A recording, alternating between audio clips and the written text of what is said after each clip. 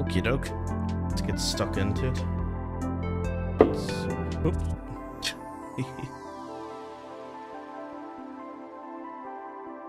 Hi everyone. Okay. Again, just banged my bazooki into everyone's ear there. How's it going? Welcome, welcome, welcome. Get this microphone fixed at some stage. At the moment, it's a wee bit... yeah, a wee bit weird looking. Okay, so I'm just going to go through the process tonight, guys. First time in a while actually doing this, of showing you how I sort of put the tunes together and how to find good accompaniment patterns and things. And even the actual programs I use, I think I'll go through that as well to show you guys the programs that are being used for this. So let me just double check to make sure that YouTube's actually working for everybody. I always do this every week. I go into the YouTube and listen back to the last few seconds just to make sure that the audio is actually working. So I think I'll go through that as well to show you guys the programs that are being used for this. So let me just double check to make sure that, yeah, I think that's working. Okay. Radio. So welcome. If this is your first time here, it is a pleasure to have you guys. And if you've been here before, you know the drill. You're getting a sort of sneak peek of how I learn new tunes. It's not necessarily how every musician would learn a new tune. I have no idea from week to week how it goes, so it's always a wee bit nerve-wracking doing these things, but I do it deliberately just to sort of keep testing myself and how well, like, or how long it takes me to learn something or, you know, put something together. So that's the whole purpose here, is I want to show you guys some of the stuff that I use for learning new tunes and hopefully come up with some ideas.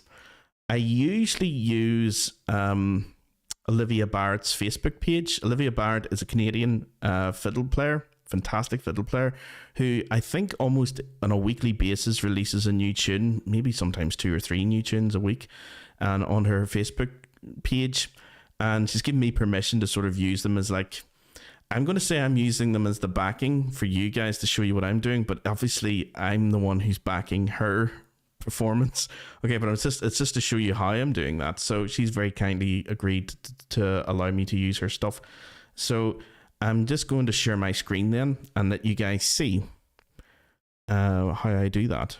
So I go over to desktop, and why am I not there? Oh, there I am.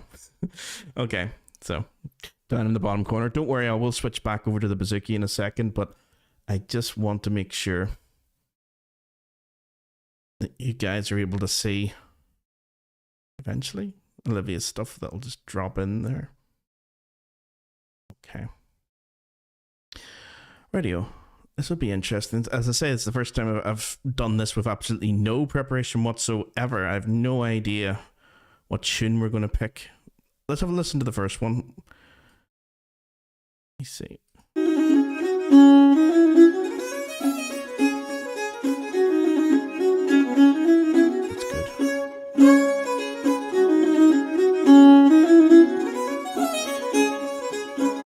I'm just going to listen back to see what that sounds like to you guys. Let me see.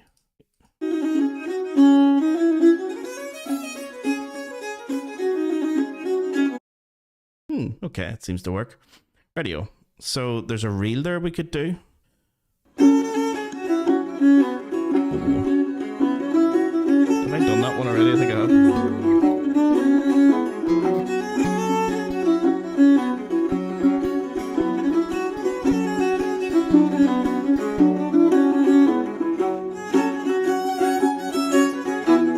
You see what I mean? Like, it's hard to sort of choose, you know. We're going to do the first one anyway. I just want to check to see. I think I've already done that second one. If I go over to my bag of tricks here, let me see. Into instrumental tuition. Oh, have I lost the signal? I may have lost the signal. Testing 1, 2. I think I'm back.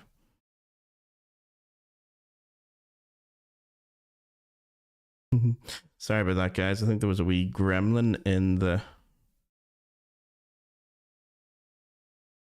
Yeah, I think there was a wee gremlin in the YouTube there. Just checking back my feed and see, yeah, it did break for a second.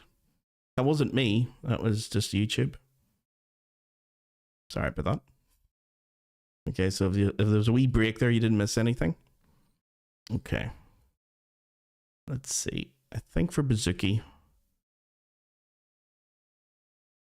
we did do this before. Let me just have a check. There's so many videos. You see them, so many tunes that I'm learning. Yeah, I think this is the one.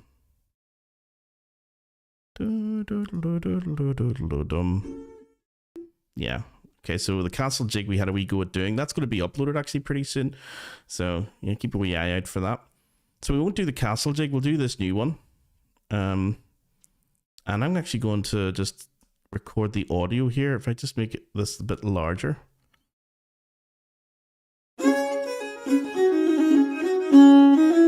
So what I usually do is I pause her at the start and bring the wee thing back to the beginning. And then I use screenshot here on the Apple computer, which allows me to record her performing that, so I can put it over, you know, record it a few times and play it back. So I just want to make sure though that I actually have the right things selected. Yeah, so it should be OBS computer audio, I hope. And if I just make it the right sort of size, there we go. And just record it there. So now if I press record and press play, it should hopefully record.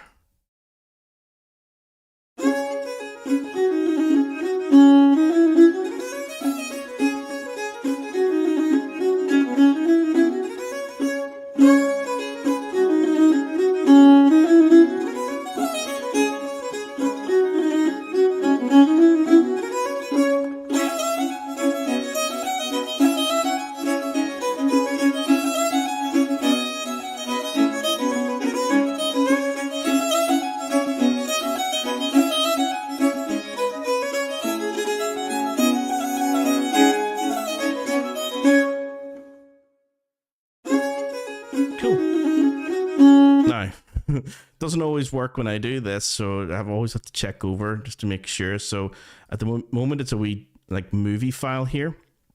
There's nothing wrong with movie files. You can keep it that way if you like, but to make it a wee bit easier to share with you guys the audio as I'm playing it, I'm going to change it from that to an MP4 file. So the very first thing I do when I record the audio or video here is I have a little program that converts. That's all that this does, is convert MOV files to MP4 files. So if I just drop that in just for a second and hit convert, hopefully this will work. Moment of truth. Okay, it's really quick. That's it. That's it done. So if I click on this now, I'm hoping that it works. There we go.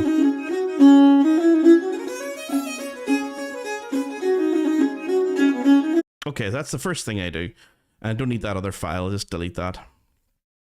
Okay, so now I've got a copy of her performance actually playing the reel. I have to find out what the name of the reel is. That's the other thing I'm not sure of. I'm awful, guys, with any of my students know this. I have to go find. It's not that I have to go find information out about how a tune's played or the ornaments or whatever. As I have to go and find out the most basic thing, like what is the name of the tune. So I will find that out in a second. I'll show you how I do that as well.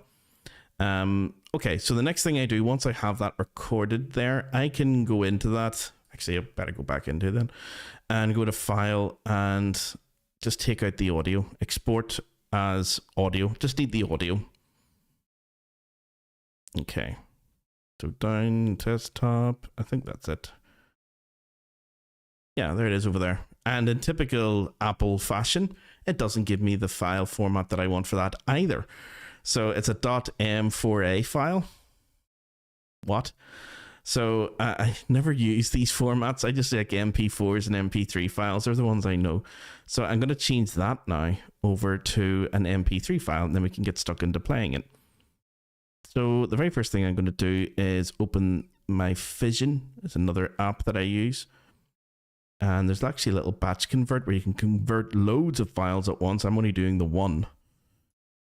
Get him in there and just Yeah, M4A. It's going to be MP3. There's loads of other file formats you can choose, WAV and FLAC and AAC and stuff, but MP3 is fine. But we're not looking to make an album here. Okay. That should be it done. Next thing I do is I reopen it in Vision again, because there's usually a wee bit at the end that I've missed. Did I miss the end? No. Okay.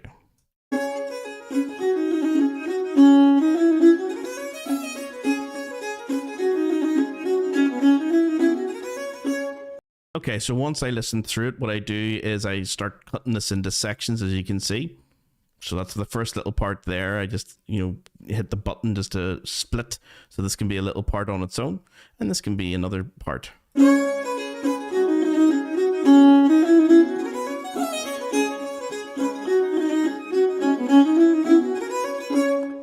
Now this is the next part. The B section of the tune, split.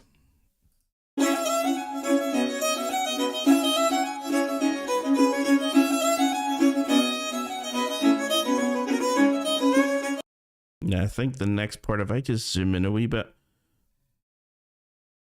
Let me see from here. I think there. Oh, we'll know when I zoom out and replay it just to see. If I play from here, it should double back and sound perfect. That's a wee bit off, but let's see. Yeah, it's a wee bit delayed, so I'm just going to go in here and just move him a little bit back, maybe there. So when I replay it, hopefully it'll just sound like a continuous loop. Oh, that's even worse. Okay, so I should have gone the other way. Whoops. Getting to see how all the mistakes are made too, which is great. Okay, let's try it. Da-da-da. So maybe the problem's here and I need to move this guy a little bit further forward. Let's try that. Oh, that sounded good. Let's hear that again. It's close enough. It's not going to sound perfect because obviously you're stopping and going back, but it should sound like as if you're accompanying and playing along with it. It should sound relatively, that you loopy, that you can play over it again and again and again.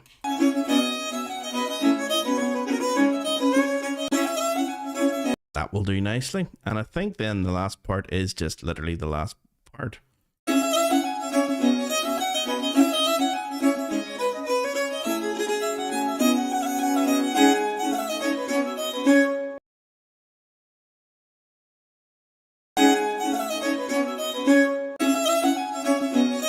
Okay, so there is the tune, guys. Like we have the A part, we have the A part repeated, we have the B part, and we have the B part repeated. So that's why it's really handy to sort of have this the audio like that you guys can easily see it. So when it comes to me playing it on the bouzouki, I can keep this up at the top here, and you can see exactly where we are and play along with, and figure out what I'm doing and play along with me as well. Next thing I have to do is figure out the name of the tune. Okay,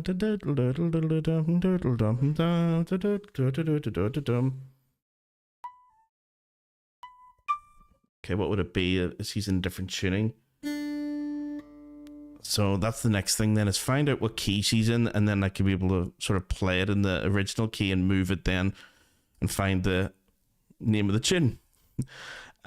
I'm going to check the comment section of her recording just to see if anyone put in. Sometimes somebody will say, oh, I know that tune, it's such and such of a thing, and then that really helps me learn it. So I'm just going to check the comment section here.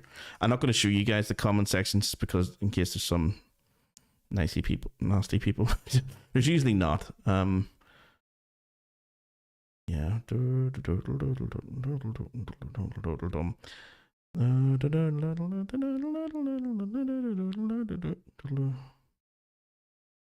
Actually, I don't think anyone's got it.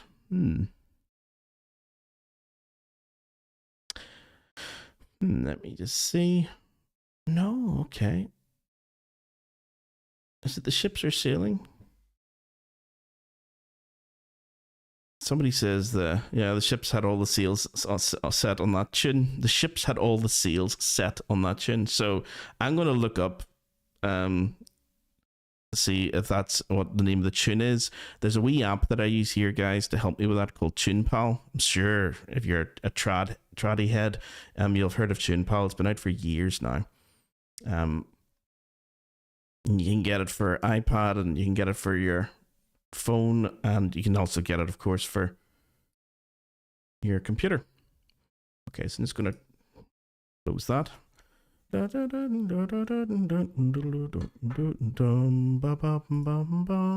titles.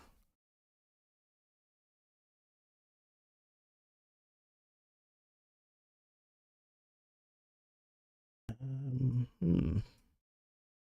going to also search in session.org. Session.org is really good, guys, for basically nearly everything you could possibly want in regards to tunes and their names and stuff. So the session.org is probably your go-to place for learning new music, either ABC or written down. I think it's Ships Are Sailing.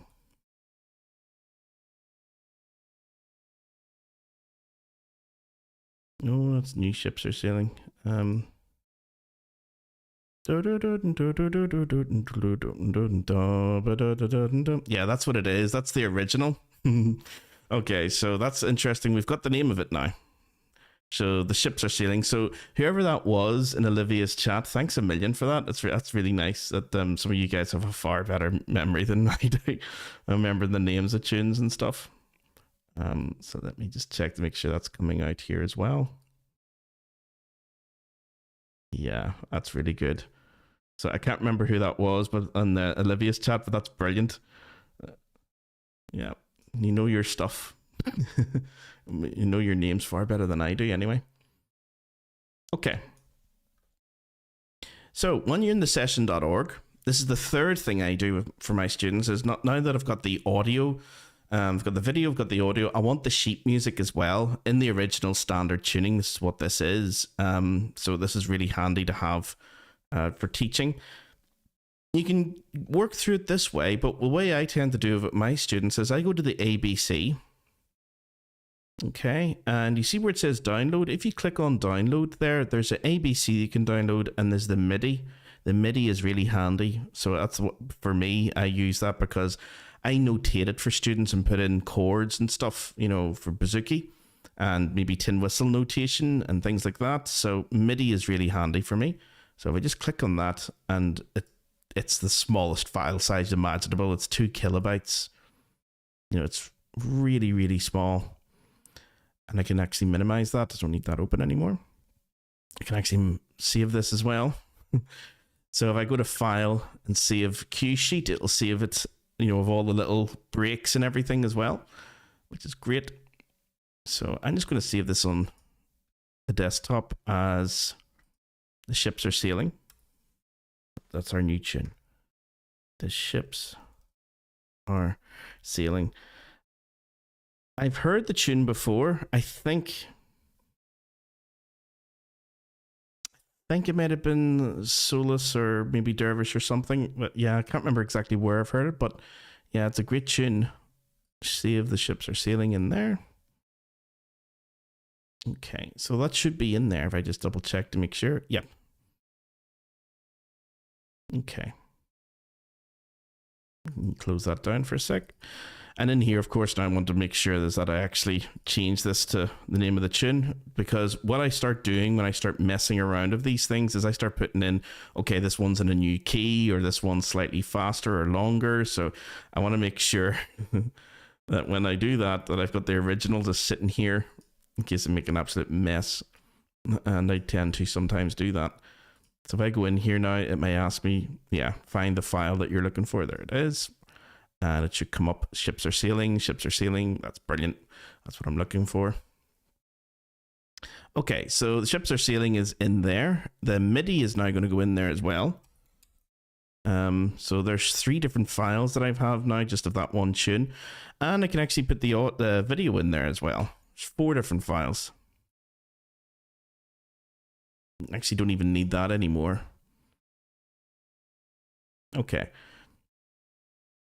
So it took me a while to be able to do all this. You know, I've done this now in the space of like 15 minutes. In the past, that may have taken me an hour, you know, to search down the tune, to record the tune, to, you know, to take out the audio and rename things and find things. So yeah, as long as I have the MP3 and the MP4, I'm happy. So yeah, that's all I need. Now, what key was she in? Radio. Yeah, this is where the fun begins. Okay, so if we go back in here and let's see if we can find the key. For finding the key, guys, if I just move over to Bazooki Cam. Hi, Bazooki Cam. I may need to move. Yeah, I think I'll probably need to move my camera over a wee smidgen so you guys can actually see. Yeah. My right hand. And I may even have to blast some light so you can actually see it. It doesn't look like an orange glow. Oh, this is going to look a wee bit weird, but yeah, I'll have to do. Maybe if I make it white. Ooh, blinding.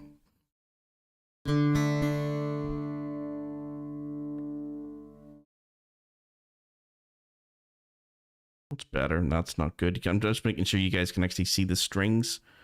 Yeah, so that's not good. That's slightly better. Yeah, that'll do. Need to change my strings again. So usually when I do this, you guys can see that I have two cameras set up, and also I'm going to have a little app that I use for when I teach these things online. You're getting to see it all tonight. This is the first time in a while that I've done this where I have everything open at once. So you can let me know in the comments if everything slows down, or does it sound choppy, or does it sound awful.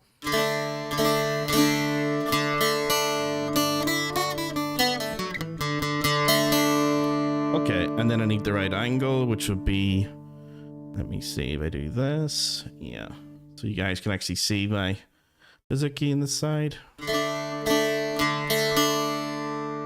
And I'm going to check my audio levels while I do this. Make sure the Bazooki's coming through.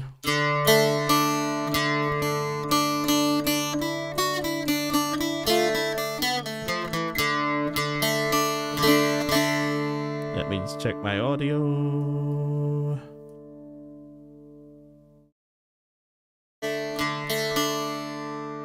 And I'm going to check my audio levels. So you can let me know in the comments if everything slows down, or does it sound choppy, or does it sound awful. Probably need to turn it up.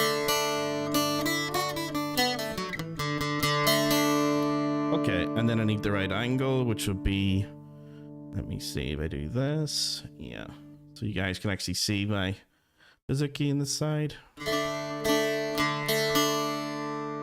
And I'm going to check my audio levels while I do this. Make sure that, yeah, I'm going to turn it up, guys. It's nowhere near loud enough for my liking. If I just do that a wee smidgen.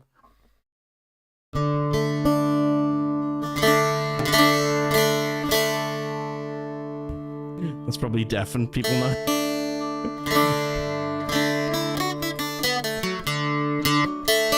I'll worry about tuning in a minute. I know it's whack, but we'll get there.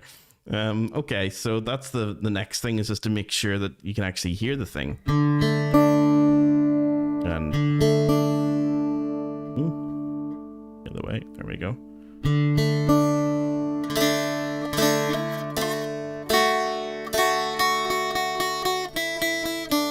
Okay, so my tuning for this, as you guys can see, is in the app here is G, D, A, D.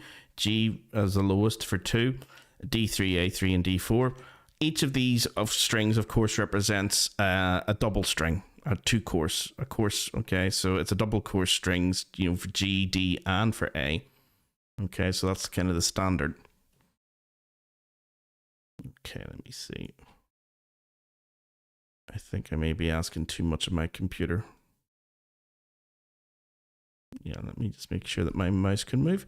So there isn't an app I've been able to find, guys, which has, you know, a nice sort of Bazooki tab like this, or Bazooki neck, where I'm able to sort of accurately show you guys the chords I'm using. But I think this is pretty good. Reverse chord, if you just remember that each of these is like 2 strings, because I can also add the capo to this, which is what we're going to be doing. Let's have a listen to the tune again and see if we can find out what key we're in by humming along with it and finding where that's going to be on the bouzouki. Okay, here we go. Maybe quite high. Nope. Nope. Nope.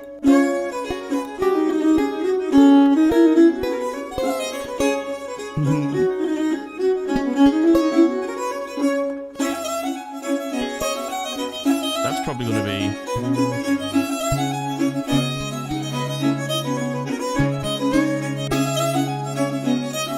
Yeah, okay, that's going to be quite nice.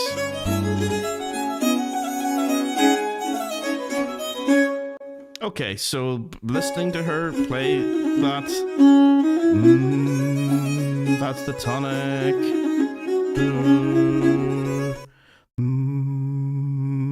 So I'm looking for that. Now, there's two places I look for that. I either look for it in the top string, and if I do that, I end up really ridiculously high. I end up here, capo on 11. I don't want that. Sort of into mandolin territory here if I go any higher. So I'm not going to base it off of the first course. I'm going to base it off of the fourth course, the bass string. So if I go back down to the beginning,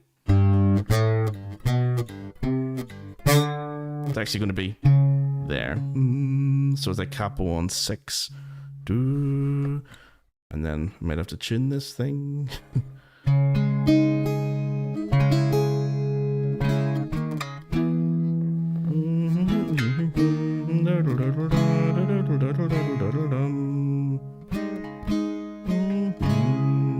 Okay, let's see if we can come up with something. So capo on 6, if we go to here, what key are we in? Oh, so it's either sharps and probably more likely to be flats, I would say. So maybe like in A flat. Maybe. We'll see. It can be one or the other, really. It doesn't really matter if you're thinking of them as G sharps or A flats. Doesn't really matter. Okay, let's see if we can figure out some chords in this key.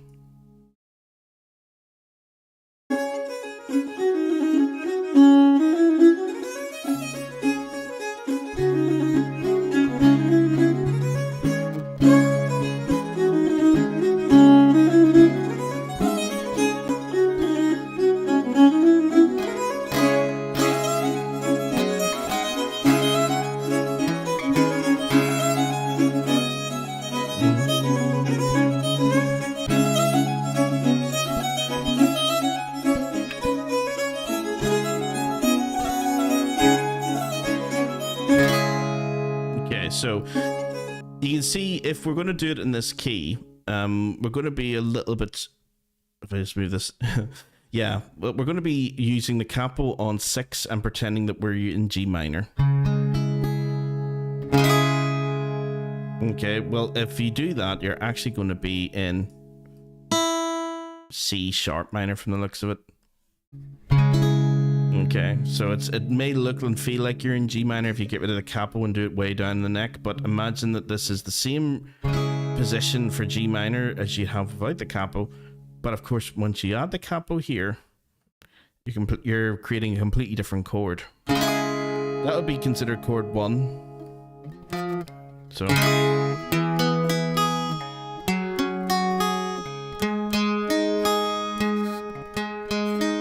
I'm gonna have to tune this in a second. So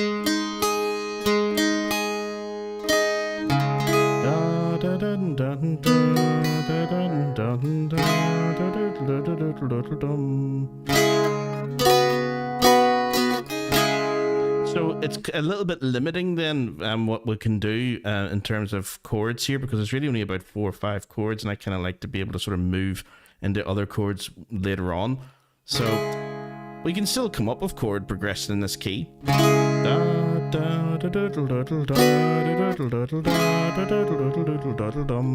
So let's listen to it a few times just in this key to see if there's anything that we can use for later. So I'm going to actually try and show you guys the audio here as well. Oh, and let me see if I just go back to main. That's not the right one.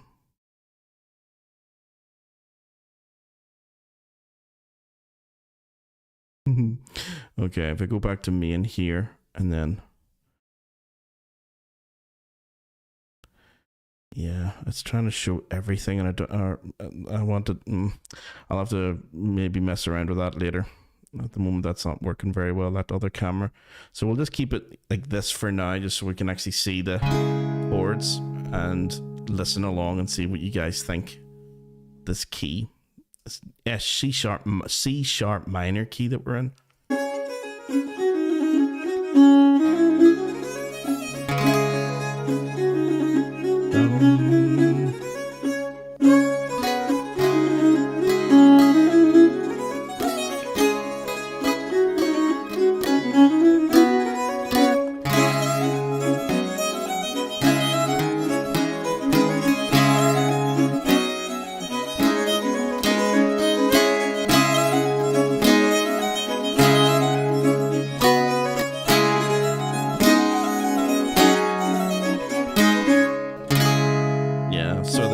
Those are your main chords. I would consider this chord 1, and then this would be your dominant chord, which if we look on the reverse chord up here and just scroll until we get to that, it's actually going to be this one. So it's like your C sharp 5 chord. Da da da. Yeah, so let's play. Da. Hopefully that's coming out in the computer audio. Yeah, it's quite loud. Okay, that's your chord 5. Then chord 4 is this. Probably better just ignoring that and thinking of this as an F sharp 5 chord. That would be your chord 4. So 5, 4, 3, E major. Then this is a inverted. So yeah, your G sharp 5 over D sharp. Then down to your C sharp. Okay, so it's basically when you think of your descending chord progression.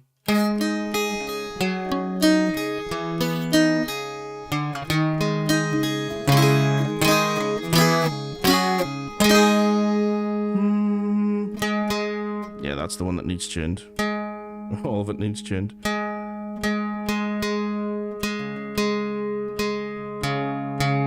It's probably because the strings are so old and just, well, a month old.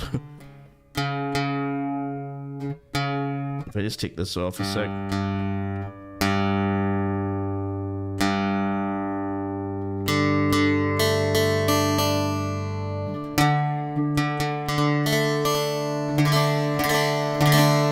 It's not as bad when the capo isn't on. So what I would recommend doing is when you have a piece like this, you can of course change the key back to the original. I tend to do that quite a bit for pieces that are fiddle pieces that are not possible for me to play, say on tin whistle or flute or pipes. Those would be my main melody instruments: uilleann pipes, trad flute, and tin whistle. So if I can't play like in the the key comfortably of C sharp minor, I would take this original and put it into a new key. So that's what we're going to do for this one, I think, just to show you how do you do that. So what I can do here is I can now go into this and say that all of these are in the key of C sharp minor, because what I'm going to do is start changing them. So we have C sharp major as well, the major or the variations of them in another key. So the ships are sailing in C sharp. That's the MP3. The ships are sailing as well here is the original, and this one is also in C sharp. So I'm just going to type it in C sharp. And let's take that and duplicate it. And we're going to try changing this into a different key. I think the original may have been E minor or E Dorian or something. So let's see. If I open up the MIDI will let me know. This is the one that I got from the session.org. So if I open that first of all in MuseScore, it'll probably show me the original key. Let me see. MuseScore. MuseScore is brilliant for this, because not only because it's free, but because there's so many other things you can do once you have the dots. Let's see if I can go into page settings and just get rid of that thing at the start. There's a couple of wee things that it does a bit strange. You see the way it tries to do the ornaments and stuff? Don't really need that. All I need is this. And see the way that triplets are never done correctly in notation. Chant musicians would call it triplets, but it's probably not that. And it's more sort of like da-da-dum, like two semi-quavers followed by a quaver. Da-da-dum. That's more the sort of rhythm you're looking for there. Da-da-dum, bum, ba-ba-bum, bum, da-da-dum, da-da-da-da-dum, dum-dum, da-da-dum. So if you ever see that in a book, you know, triplets written out like that for trad music, you probably want to play it a wee bit more like this. Da-da-da-da-dum, ba-ba-ba-ba-bum, because the triplet is ba-ba-ba. It doesn't really sound the same. They tend not to do triplets very well in notation. Okay, so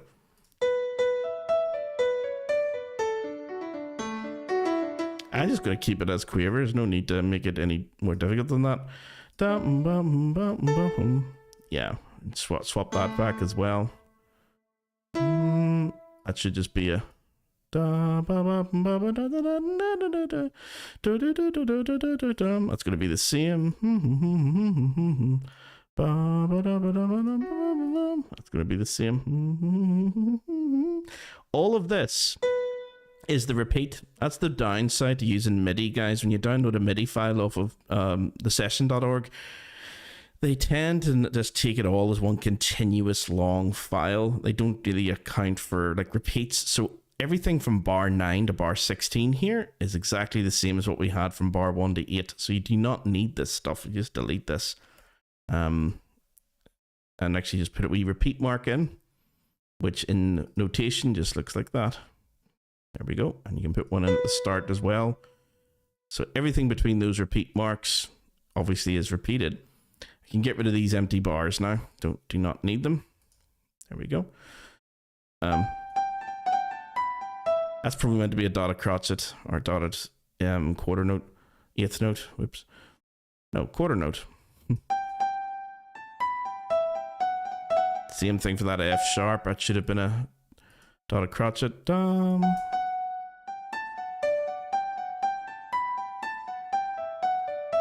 I've never played it that way before.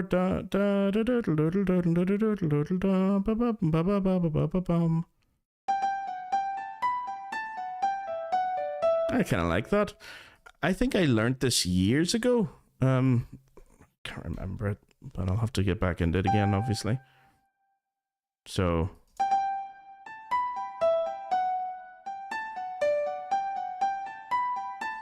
there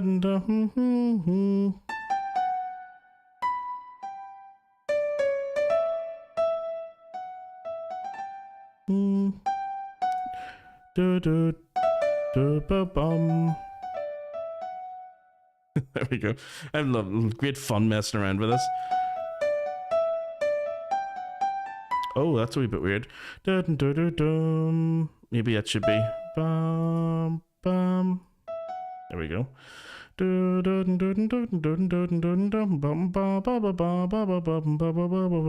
think that's it. And then again, same thing. The last 8 bars completely redundant because it's just the same thing meant to be repeated.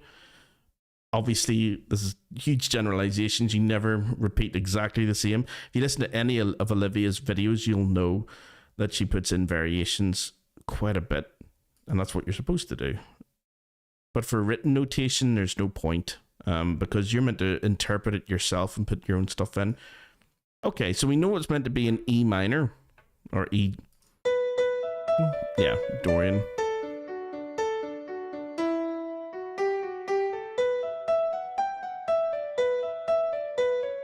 Okay, so now we have the ships are sailing as a score. So look at how many different files we have. Now I have just this one tune, and I'm going to call the ships are sailing in E Dorian. E Dorian. The other one was in C sharp Dorian, but I just wrote C sharp just to remind me that this is going to be slightly different to the way Olivia's playing it, which just sounds nicer, you know, different tuning.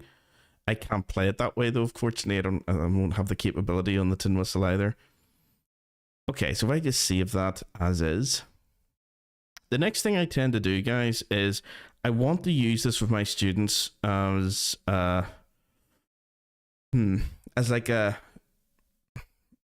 linked staff to this, you know, with the tab, the bouzouki tab. So I'll show you guys how to do that as well.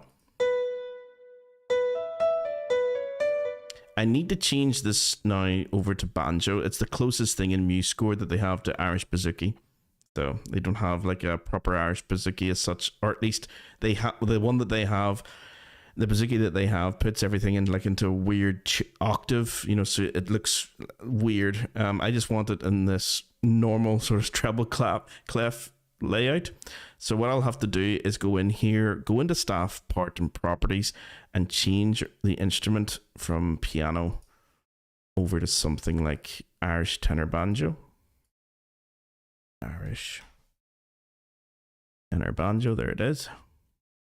There we go. I hit OK. You see the way it puts everything up high like that?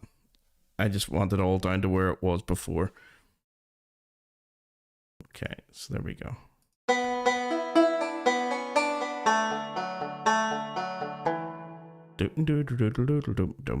Okay, the next thing I do then is add the link stave. So if I go into properties,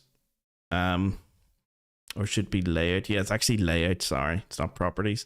Go into layout, click on the instrument that we're using here, and there should be a little drop down thing next to it where you can click on the actual staff that it's using, the treble clef staff.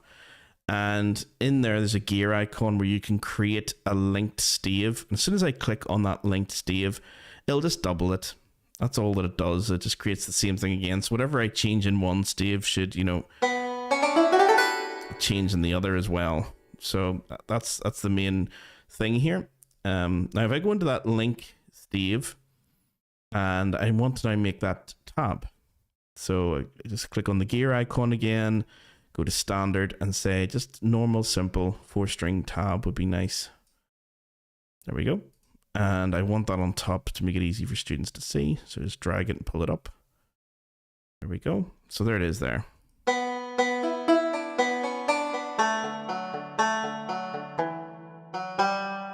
Okay, almost done, because the next thing you need to do is make sure that it's actually tuned to bouzouki, because at the moment it's GDA-E, which is the Irish tenor banjo. That's the sound that we have, but of course we're playing an Irish bouzouki, which is going to be traditionally tuned to GDA-D.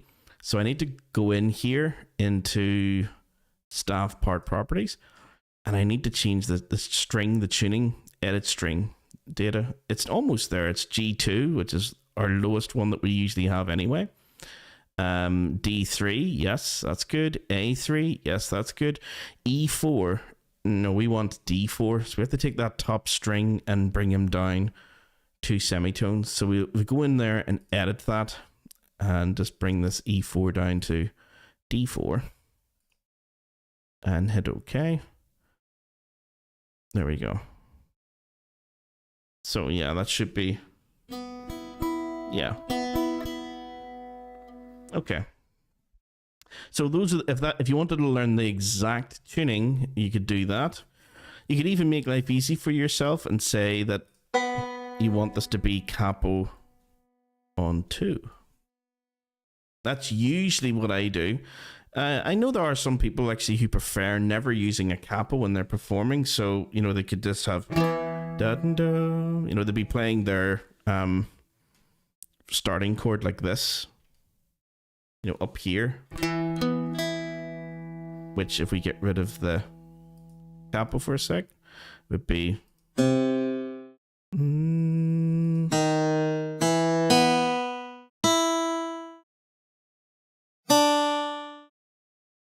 oh, done.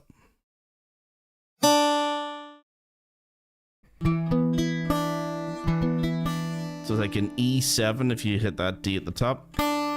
If you get rid of that D at the top, it's just an E5 chord, you know, having it on the 9th fret like this. Ba ba da da da da da da da da da dum.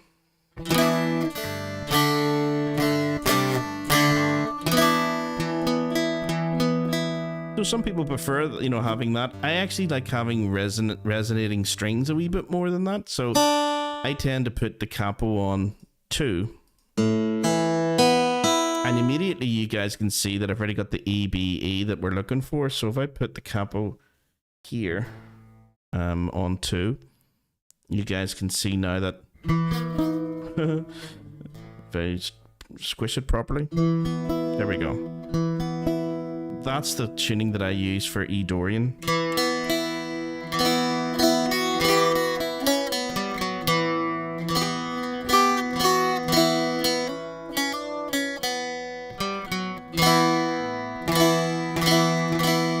So it has a bit more resonance, I think, doing it this way, rather than try to play everything without a capo.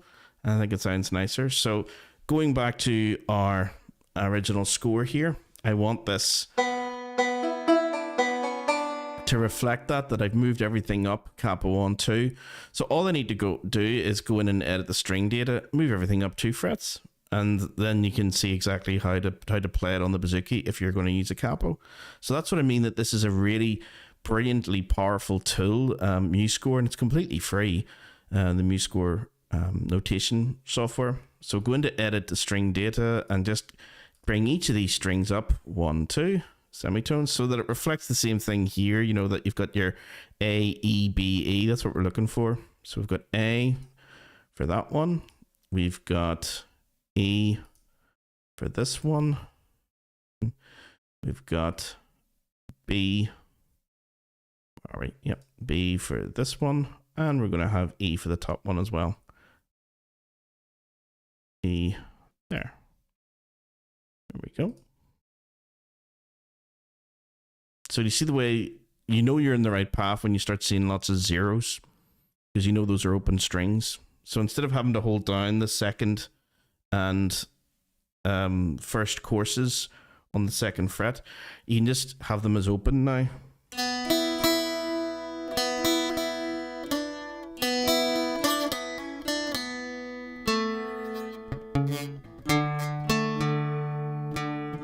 Yeah, as we...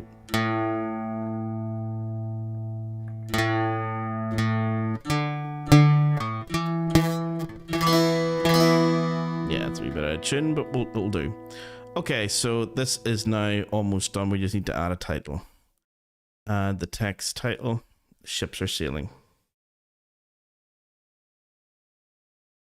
Here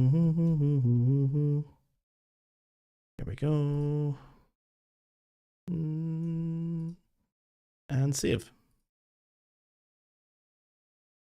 Okay, so we have the ships are sailing, and we have it written down here as well, which is really nice.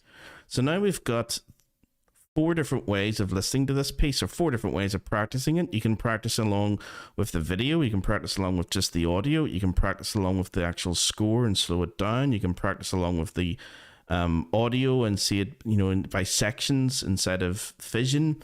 Yeah, so there's loads of different ways, and the more ways you can practice something, the more ways of having access to the tune and finding new ways of practicing these tunes, probably the better you're going to understand it and know it as well. So I try to give some of my students as many different ways of learning a tune as possible, because some of them prefer just learning by ear, others need to have the, you know, the notation written down, others want to try it out in new tunings, and others say no, just give me the original, you know, the bare basic tuning, let me use MuseScore so I can slow it down and, you know, perform it in the original key. Yeah, there's loads of different preferences people have. There's no, you know, one correct way of learning it. So let's do one way of taking this, and I'm just interested to see what does it sound like if I take Olivia's performance in C sharp Dorian and move it to E Dorian. I wonder if that's gonna have any change. At the moment it's this.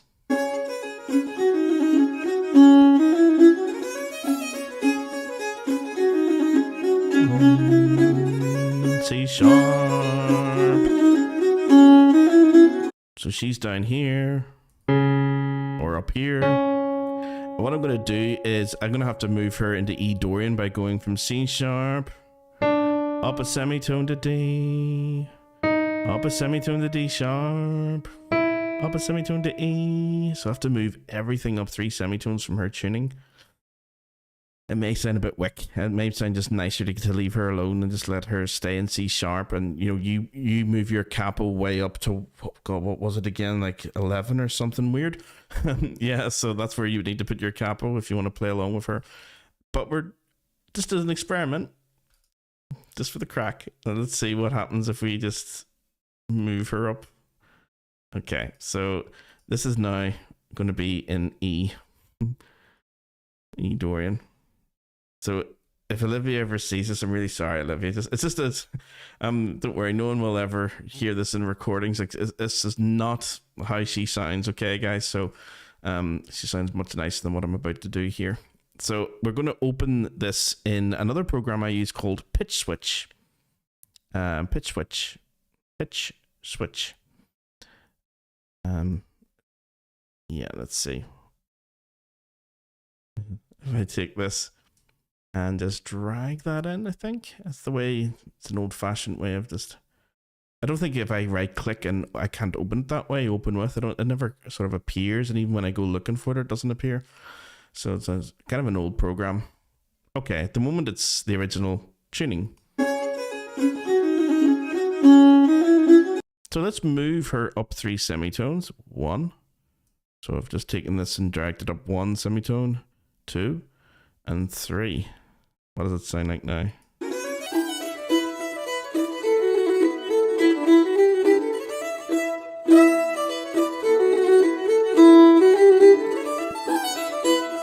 Definitely sounds nicer lower, doesn't it? So, but this is the standard tuning for it. This is where it's supposed to be. It's supposed to be this high. Not supposed to be. That's the wrong word. It's usually, traditionally, this is the tuning.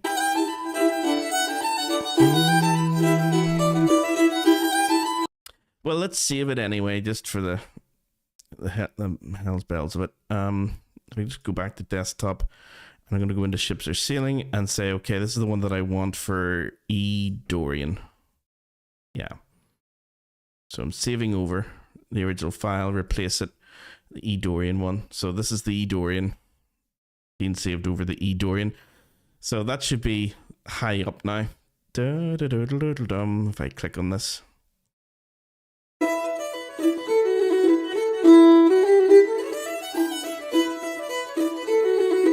And here's what her original tuning was. It's far warmer.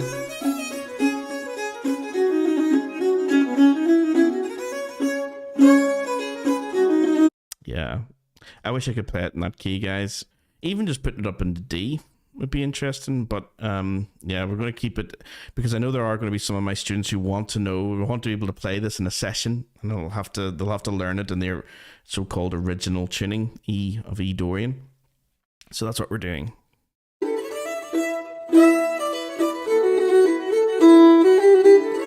And what we can do as well for that is we can make another cue sheet. So if we take this and just open it in Fission, we can do the same thing again that we did before.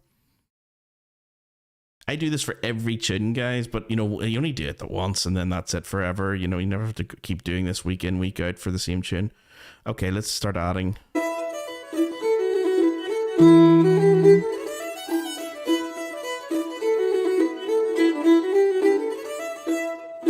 Just before it, right there.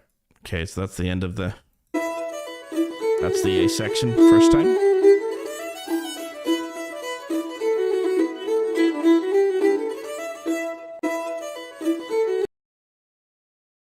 I wonder if I can just go in and move that just a wee bit more. Yeah, just a wee bit over it. There we go. Do-do-do-do-dum. Let's hear that again, sorry. Yeah. A section repeated.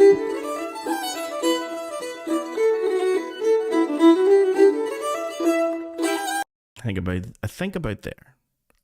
And again, let's zoom out just to hear and test it. Oh, no, whoops. Here we go.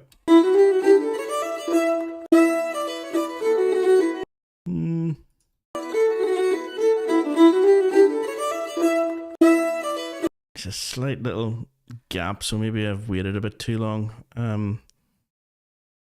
So move it maybe back, smidgen. Doodle-doodle-dum.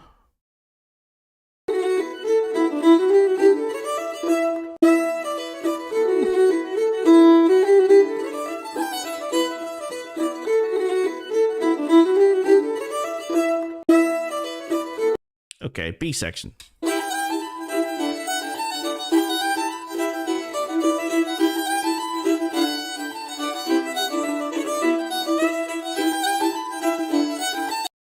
I think about there.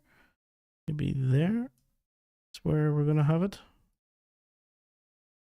Okay, I'll try there just to see. Zoom out again.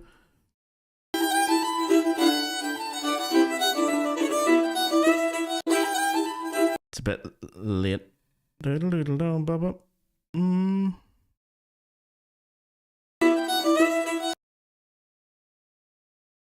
Yeah, it should maybe be about. Dish. Okay, so let's see.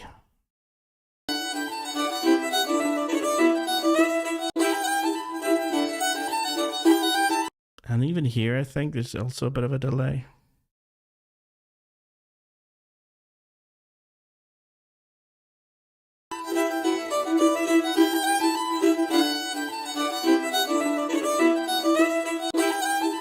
That's slightly better. Yeah, okay, it's slightly better, yeah.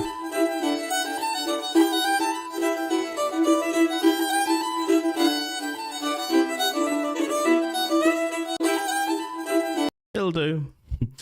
B section repeated.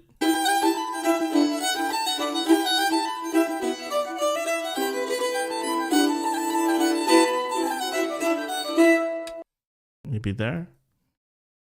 Let's see, because I want to repeat that ending as well.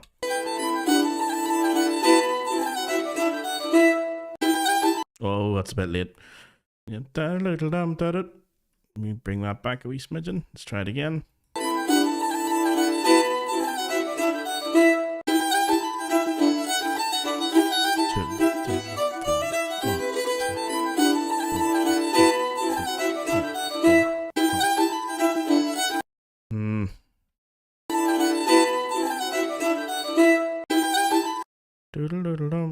Maybe it is just a wee. There we go. Maybe that might be it now. That's it.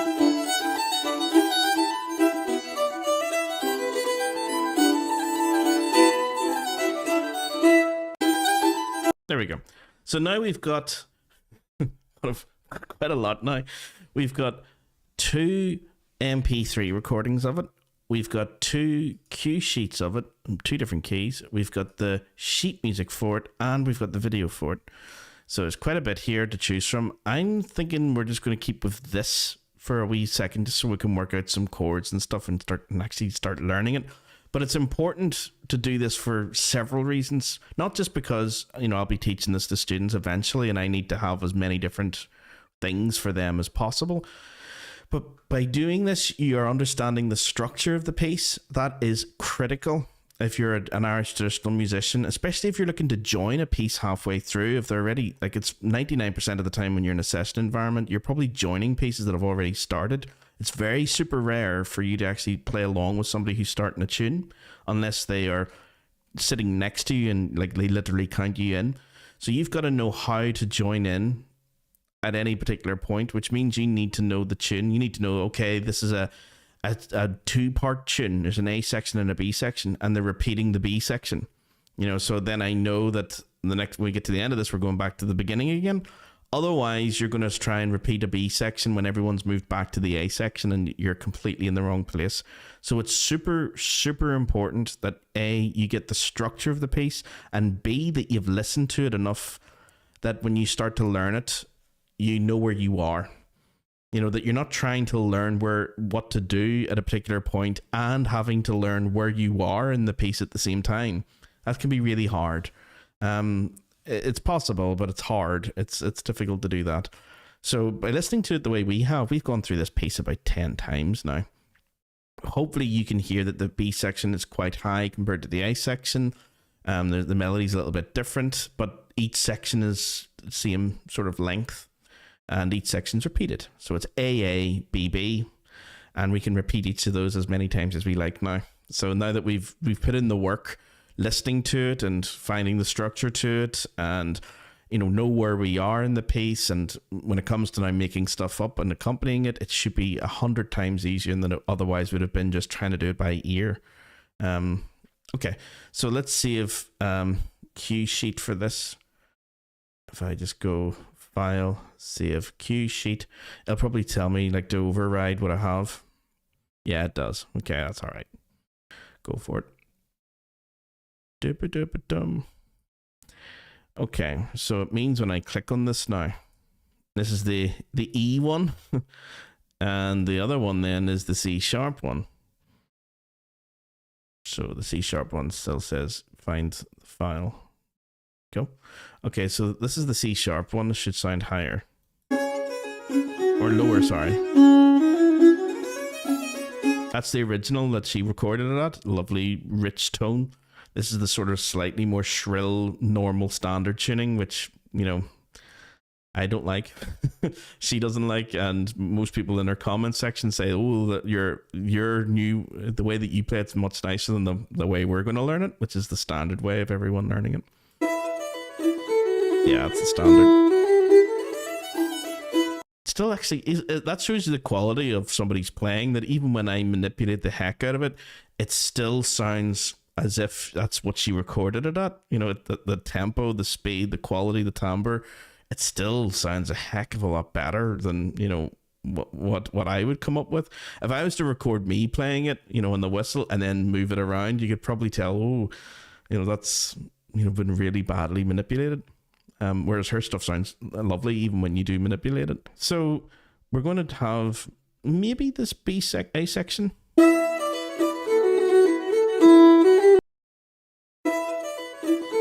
Maybe this one's better. It just seems to be a bit, looking at the wave format here, there's a bit more oomph, like in here compared to here. There's a wee bit more oomph and volume and energy. So maybe if we repeat this as our A section over and over again until we come up with something. If I go to Fission for a minute, yeah, why is that focusing in there? Let me see. Right hand.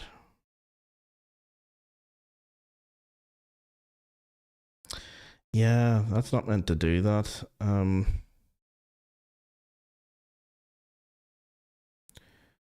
hold on a wee sec. Maybe it's that one. Maybe that's why. Yeah, that's going to the wrong one. That's going to Tin Whistle. Interesting. Okay, my Stream Deck has gone to the wrong thing. So it should be this that you guys see. Radio. So interesting. Bouzouki and Fission. Let's see if we can get Fission up and running then.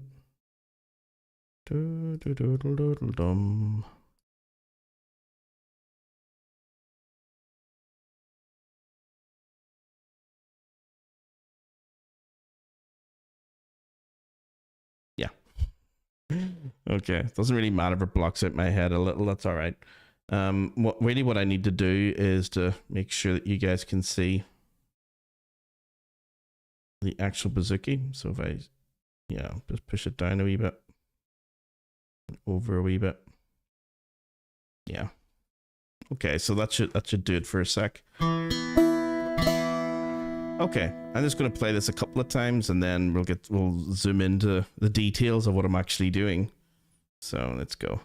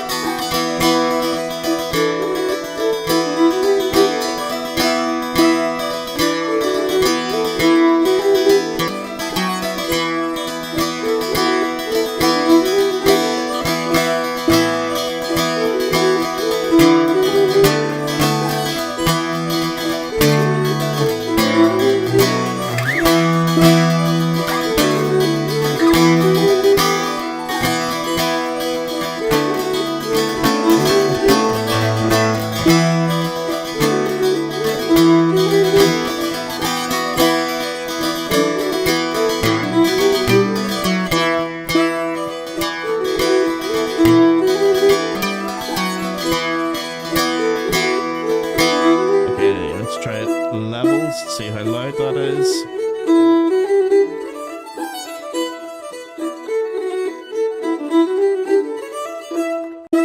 Yeah, just want to check out and see how loud I am. He's coming through.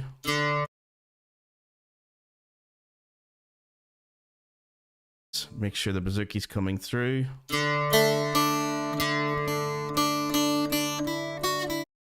Okay, let me have a look. See. Just going to refresh this and see how loud I am. He's coming through.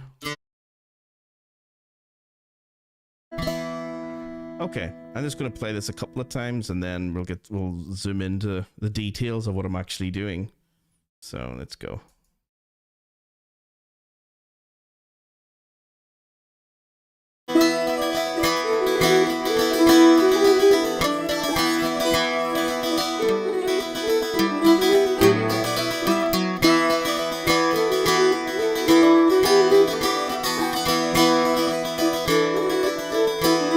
I think she needs to be turned up.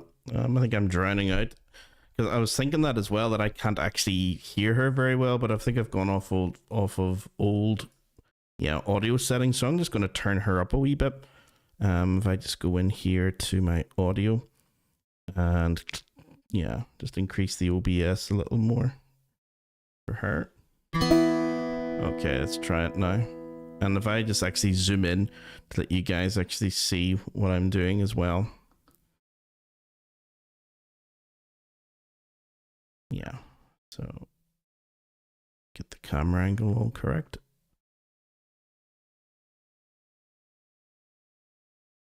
Yeah. Yeah,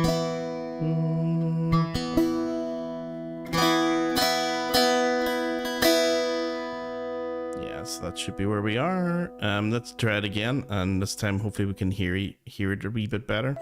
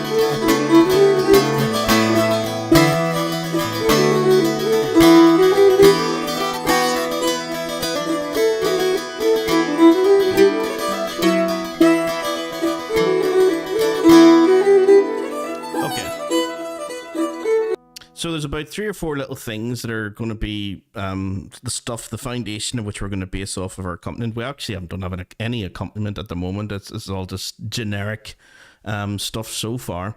So we obviously try to come up with stuff that's a wee bit more unique and follows the melody and is a bit more sympathetic than what we've got here.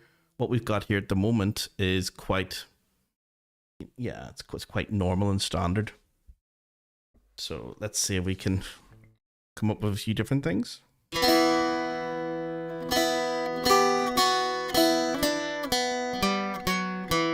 first thing is to know that scale of the...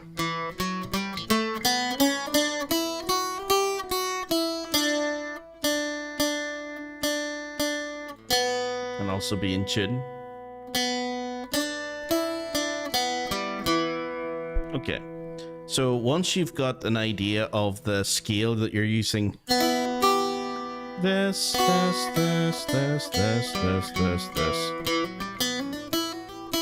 So it's basically the second and third frets on the first 3 courses.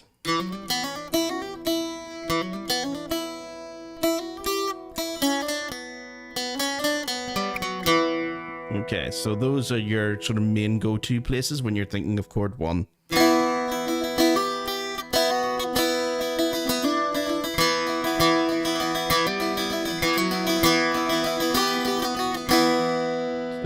Anytime you're in sort of a minor key like that and the capo's on 2, think of the second and third frets above the capo. If you're in this sort of Dorian or sort of, you know, any sort of minor feel, kind of a dark sort of feel to the Dorian mode.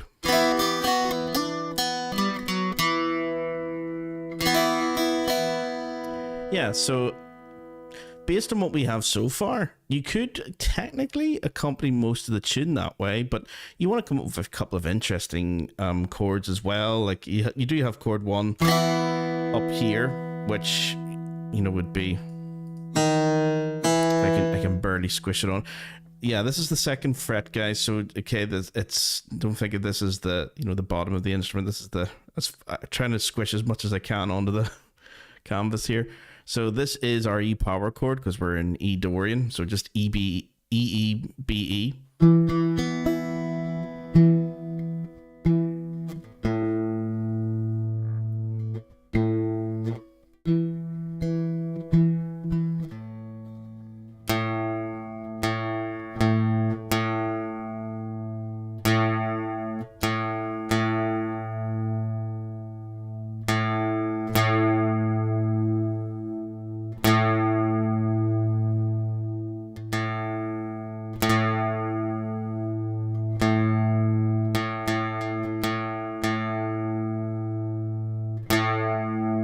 Oh my goodness, this is so wick. You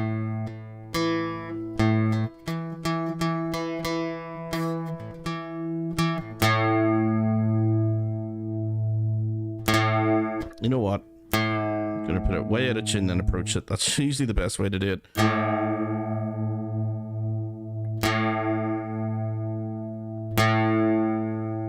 There we go.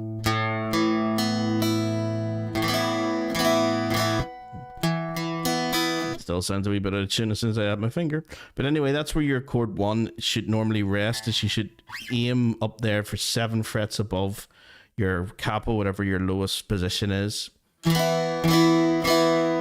I tend not to use it as much, even though I just spent the last 30 seconds tuning it.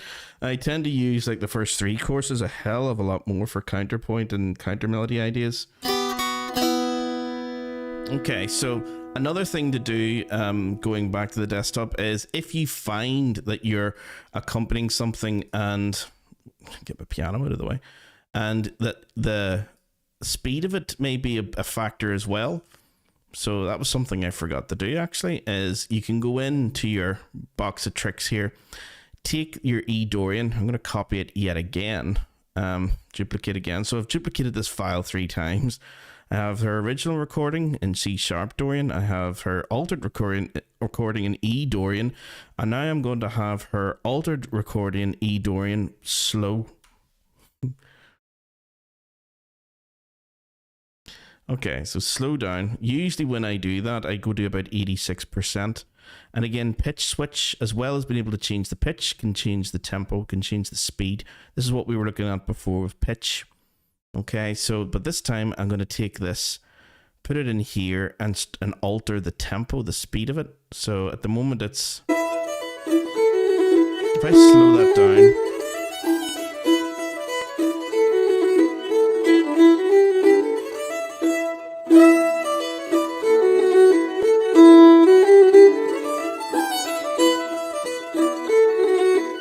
yeah, about 86-87%. So save as the slow version now. So let's go back in there and just make sure I click on slow.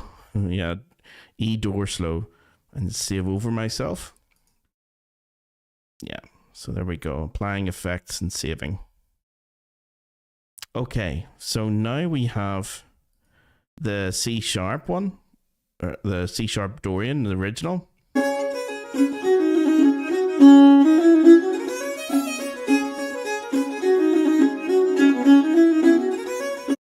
And we have the E Dorian.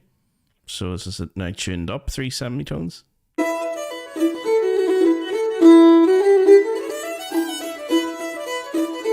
And now we have the E Dorian tuned up and slowed down.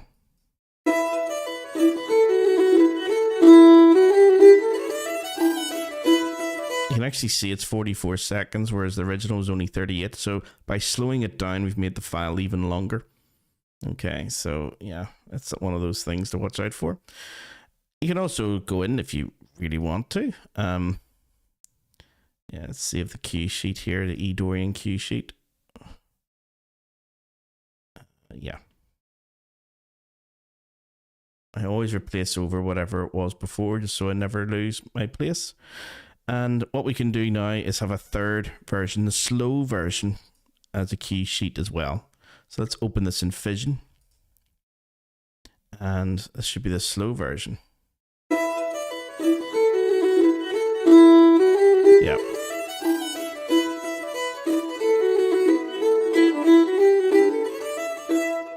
So that should be here. Yeah.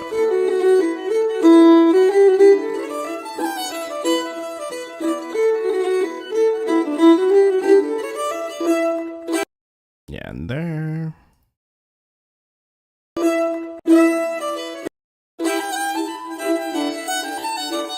This is the worst sounding of all because it's been, the pitch has changed by 3 semitones and it's been slowed down by, about 23-24%. So obviously this is not doing her performance any justice whatsoever, but it's not supposed to be that, guys. We're really using it just to learn the tune.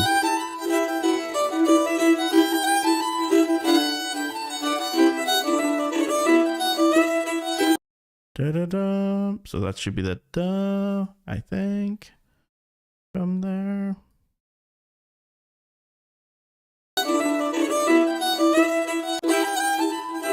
Yeah.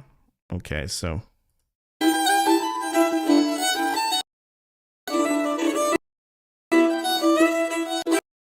Da-da-da. Mm-hmm. Yeah, so we can probably take that and just move it a wee smidgen back.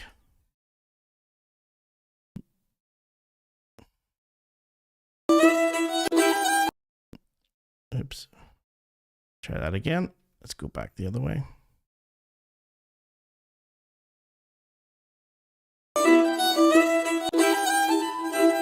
Yeah.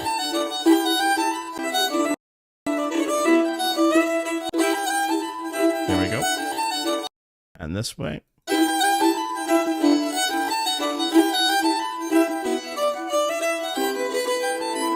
Lovely variation there. I think there. Oh, a bit early. Still a bit early. Whoops. Oh, I have to remember this is slowed down. I think that's it. It's close enough. Okay, so let's go from the beginning, nice and slow now, and see can we come up with yeah, stuff that we had before. If I go back into, yeah, That's, you guys hopefully shouldn't see this now. Here we go. From the beginning, the whole way through, just to say, get used to that.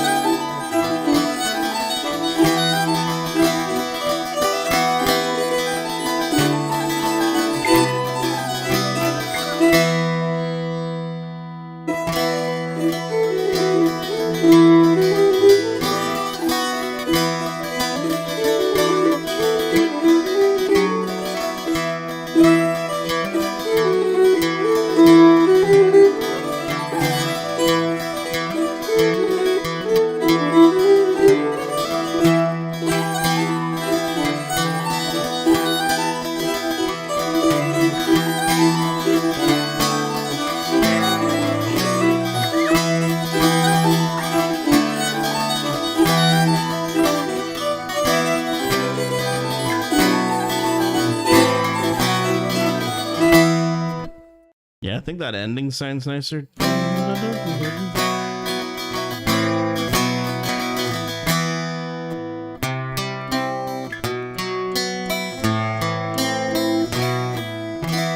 Yeah, so the ending, I think we kind of have like a nice ending that follows what she's doing quite closely. Let's just keep doing it over and over a few more times.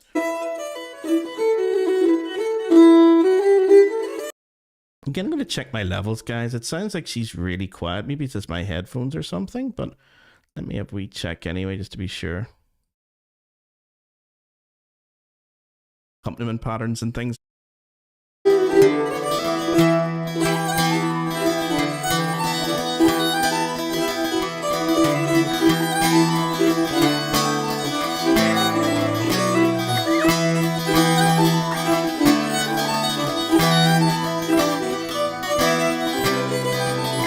Doesn't sound like it's in time either. There's something not quite right here with this. Let me just check my headphones or something, but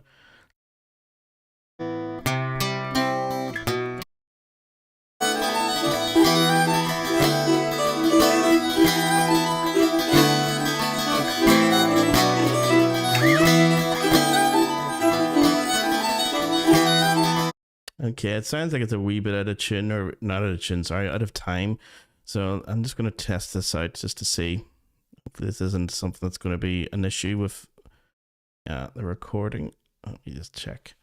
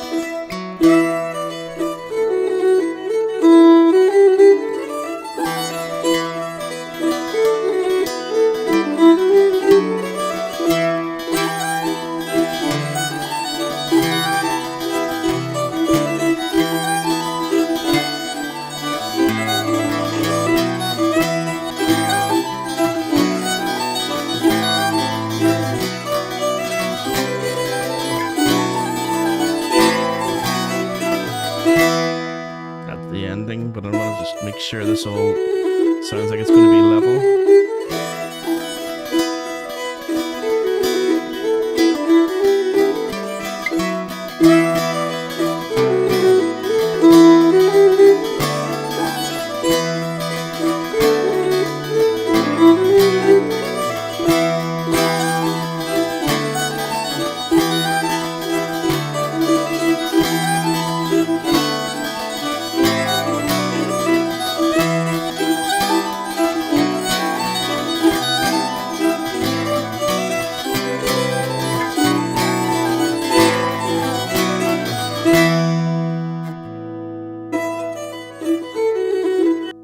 I'm just gonna check. This is a wee experiment, guys. Apologies for this. I'm just checking to see.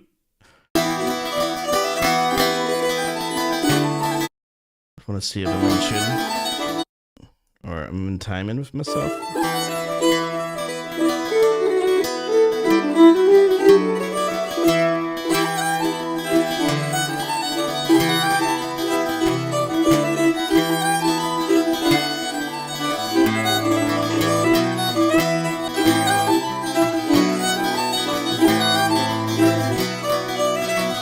Definitely slower.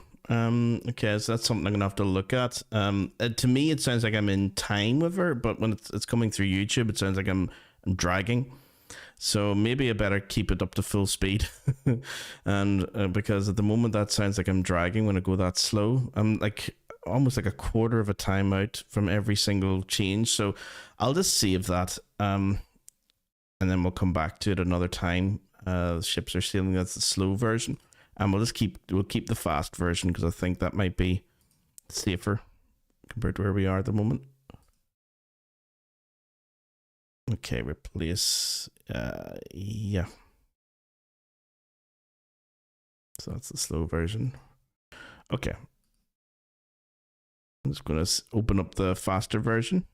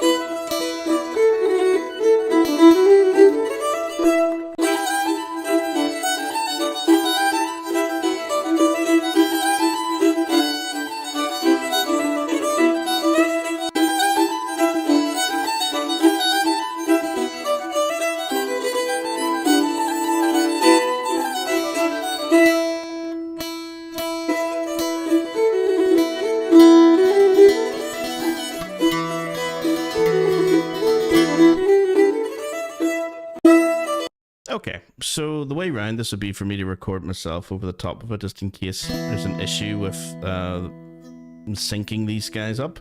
But really what we're looking at here, guys, is when it comes to playing an E Dorian, the first three courses, 1, 2, 3, the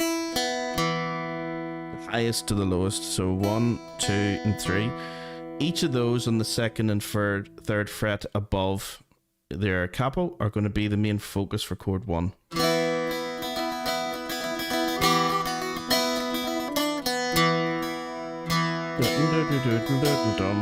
Okay, so that's going to be the focus at the very beginning here. We'll just go through the very first section.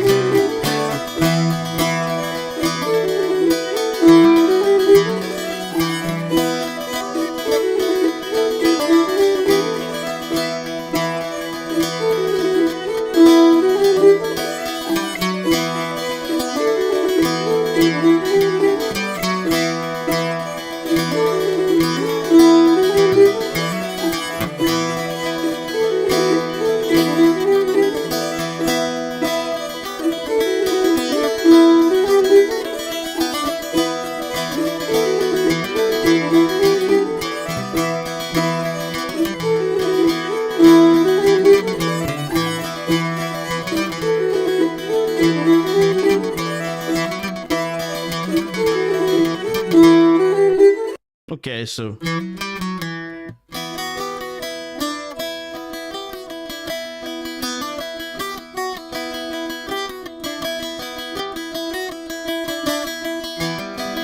there's about 6 or 7 different little things in there, which are all just little miniature variations of each other. You have, you have, you have, you have, you have. But anything that gets from the beginning of that chord, which is basically just open strings, any variation of that involving the first and second fret, you can of course involve the higher notes and lower notes as well. So you can go, you know, into the fourth course there, which would be this here.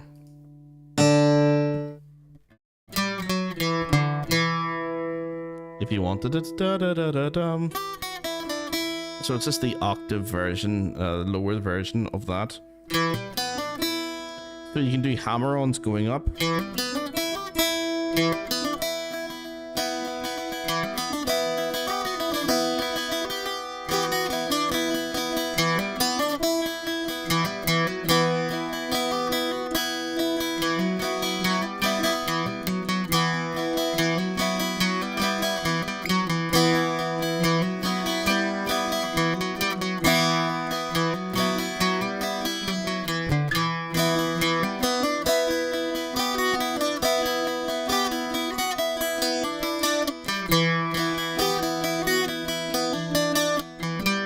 Oh, oops.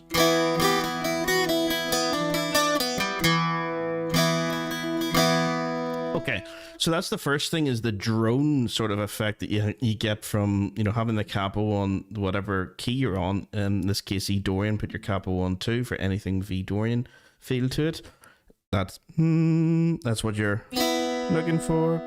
The other parts to it is knowing that you have a bank of maybe 3 or 4 standard chord progressions that you can always rely on. Going from this chord, this power chord of E, down to D, with or without the accompanying fingers. You can just keep it as that, and have like a nice sort of like a passing note in there, or passing pedal note basically. But you can add the other if you wanted to, your DAD. Depending on how fast or slow you're moving up and down the instrument, it'll depend on what fingers you're going to use. So that's your second chord, and then you just descend on down again, down to your C chord. And then this next one can be a B plus 4 if you add the E, or if you move that E up to F sharp, you've got your B5, or if you put it like that, you've got your E5 at the B at the bottom. So there's 3 different ways of playing that chord. You can play it just as like that, with just the B, the most simplistic version, or you can add him and make it a B sus4, or you could add him and make it a B5. So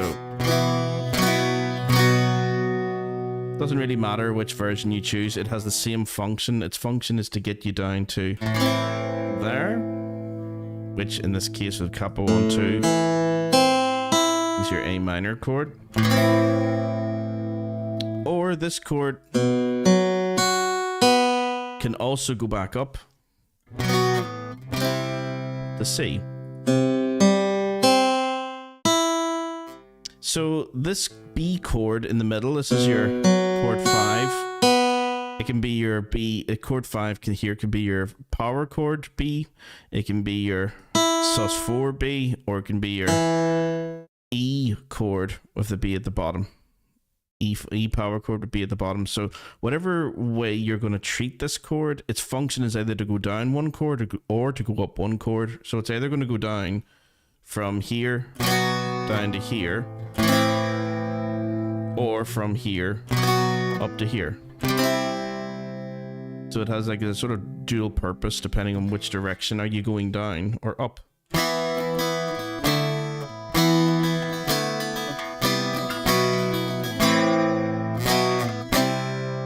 Okay.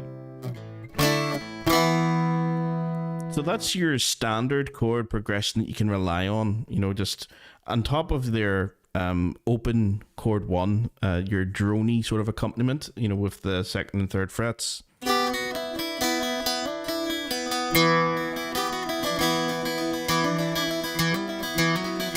You can also have your,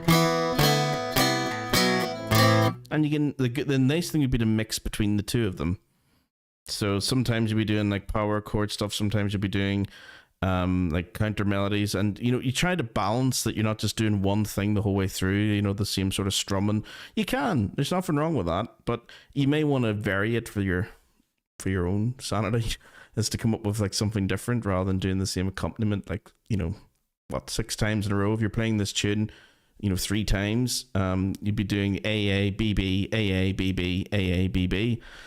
So you may get sick of like just strumming or doing counter melodies constantly. So to keep it interesting for yourself, try coming up with new chords, obviously, and try coming up with new accompaniment patterns, obviously.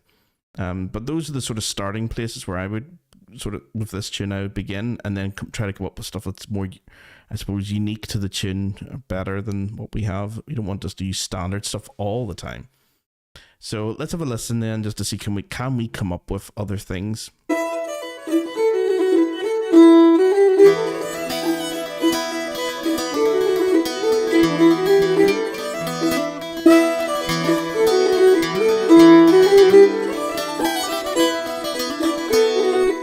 Immediately there, just listening to it for the first time, I'm thinking maybe I'm going to try and follow the counter of it.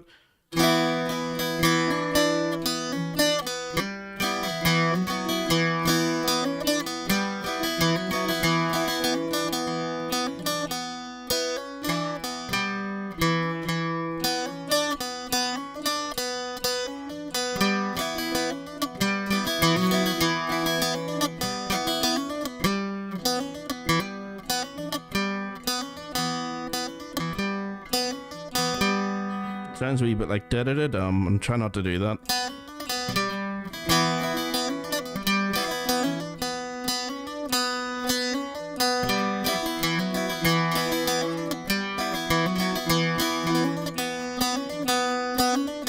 Yeah, I don't want da-da-da-dum, da-da-da-dum. I'm looking for da-da-da-da-dum.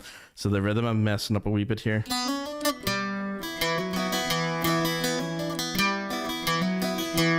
Da da da da da dum. Yeah, right there.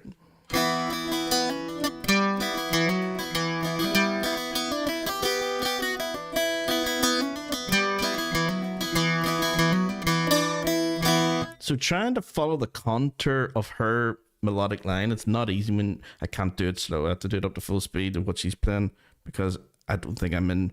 This is the first week, I think, anyway, where I'm recognizing that I'm not in a complete gel with her tempo for some reason. I don't know why. So I'm hoping it's nothing to do with a setting that I've knocked off here.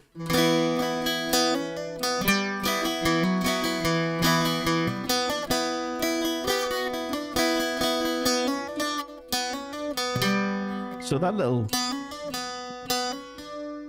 It's 2 hammer-ons there.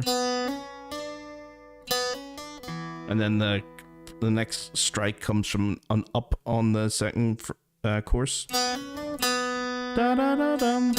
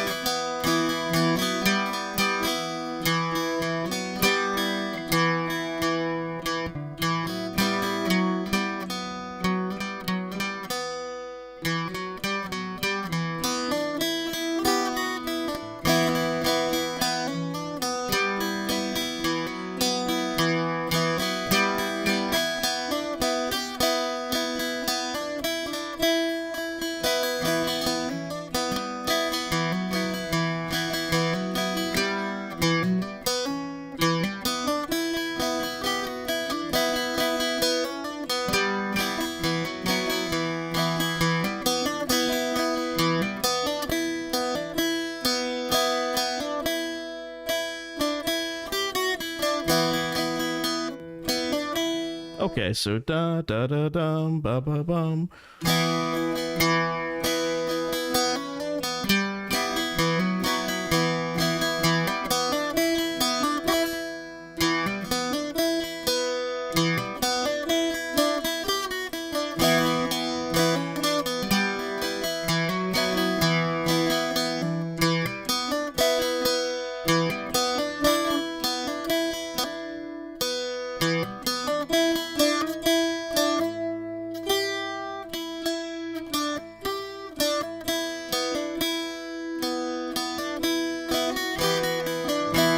That's more like it.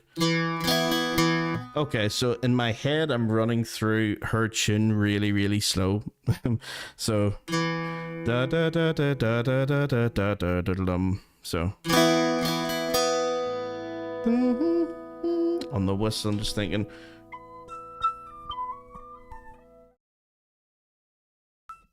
Let me just see if I can get that here. The ships are sailing. Score. So I'm going to follow along with MuseScore. You guys will be able to see this part. You don't really need to be honest. But it's the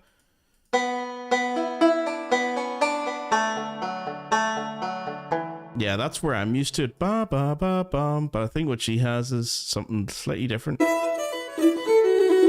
Da da da da ba ba ba dum. So it's not ba ba ba dum. Because if it was ba ba ba dum, I'd be da da da da dum and the D, but she's got da da da da da.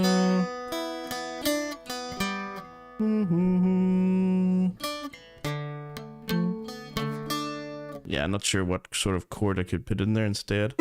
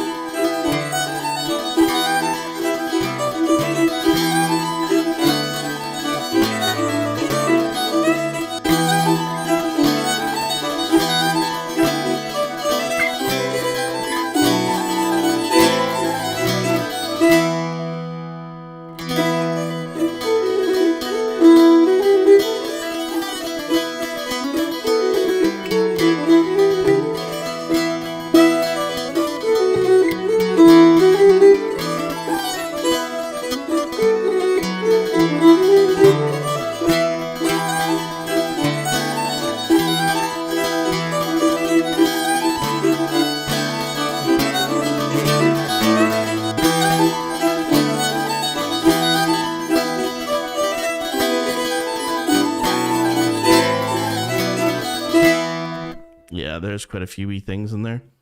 Again, let me just check to see if the speed up version, the sped up version is any better. Always just checking now. I'm glad I'm doing this actually because now I know that that slowed down version doesn't really work. Let me see.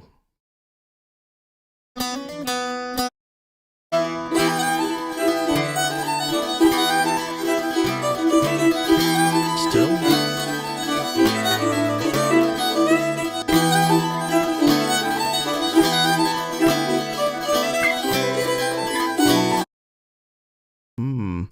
There may be something to do with the internet connection tonight, guys.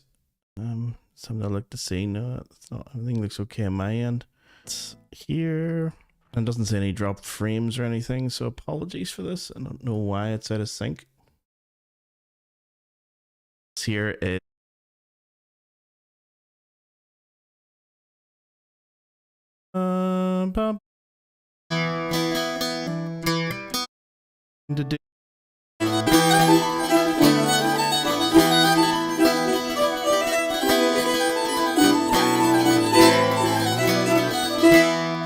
yeah, there's something not right there at all. Okay, so I'll just do this. I'll have to edit all this in post. And try and just sync everything up a little bit better. I don't know why I'm like a half a second behind her playing every time, even when it's up to full speed. Okay, so there must be something that I've hit somewhere. Although, as you guys can see, there isn't really anything else I have going on. No, it's just those. Okay, so it shouldn't be anything. It shouldn't be any problem for OBS. I don't know what's going on. Not to worry. Just a little bit less accurate than it usually is then.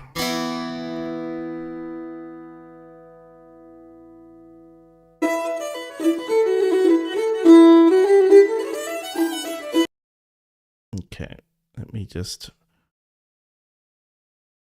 I wonder if it's the same if I take this out of... Yeah. Maybe since updating to Fission, because this is a new version of Fission which updated. Yeah, so maybe it might be something to do with that. This was not the version I was using for my recordings last time. So I'm going to try a different way of doing it then. Maybe just do the MP3 file. Maybe the only way to do it. Let's see if this is any better.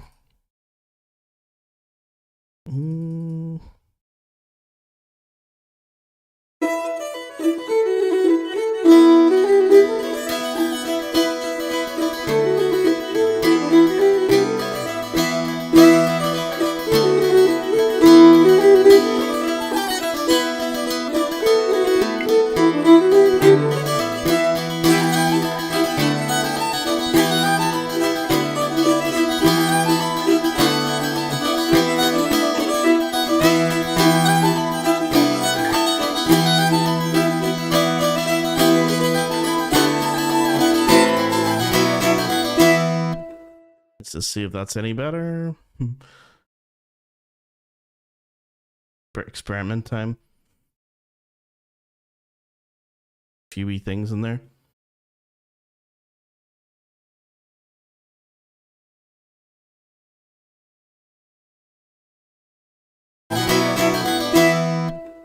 Let's just see if that's any better. That sounded better anyway. Let me go back in 10 seconds.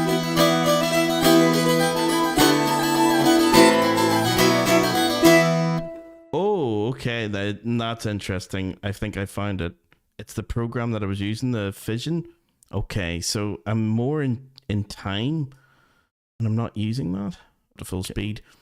Okay, so there must be something that you guys can... Oh, no, it's just... It's going to hit. Not to worry. Less... I just want to hear that again. Fission, because this was not the version I was using for my recordings last time. So yeah, I'm going to try a different way of doing it then. Maybe just do the MP3 file. Maybe the only way to do it. Let's see if this is any better. Okay, this is my experiment here.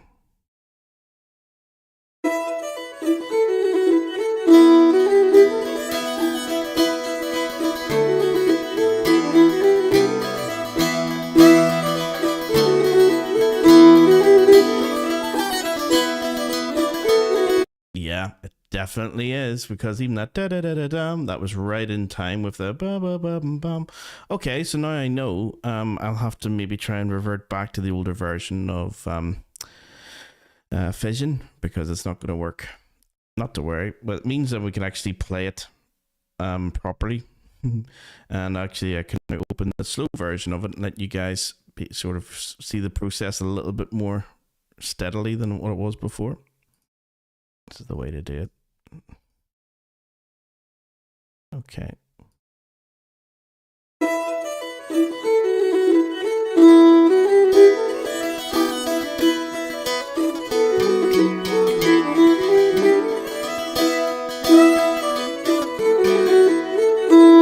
Okay, down.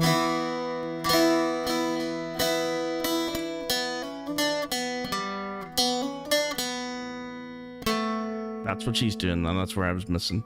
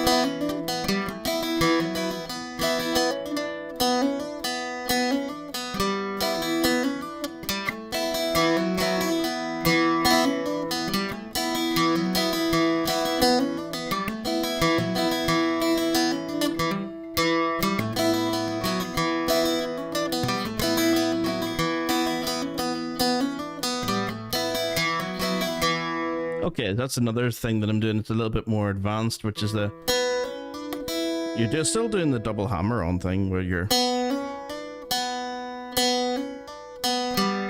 another hammer on that third course.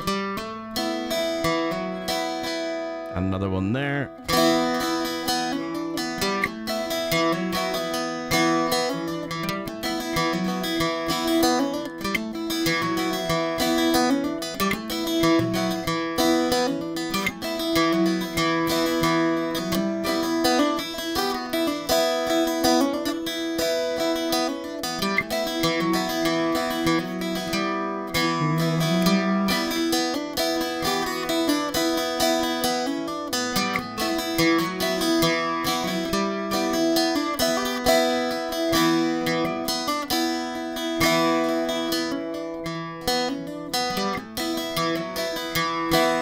Okay, let's do the slow version then, just doing that over a few times.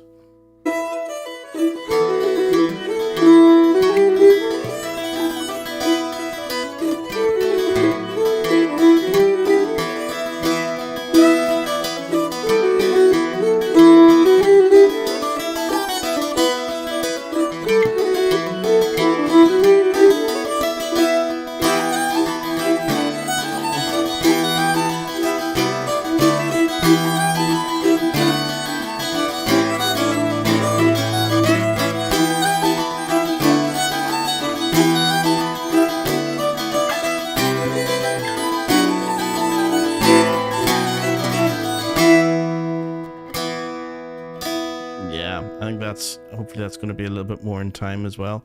We just loop it a few more times, I think, just to get used to that.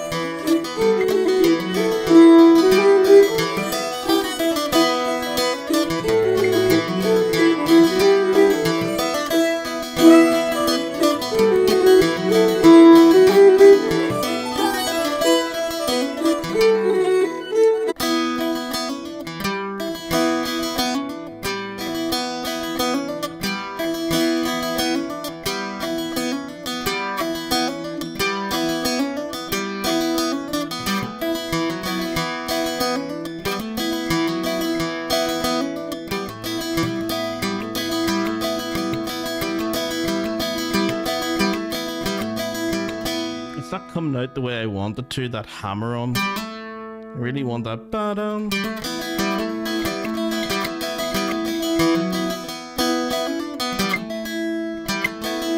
There's a wee bit of a squeaky in there. Maybe it's just my strings.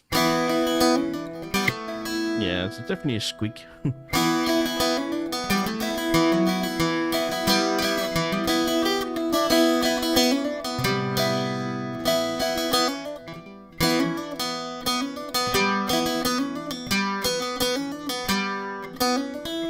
That's alright, there's no squeak there.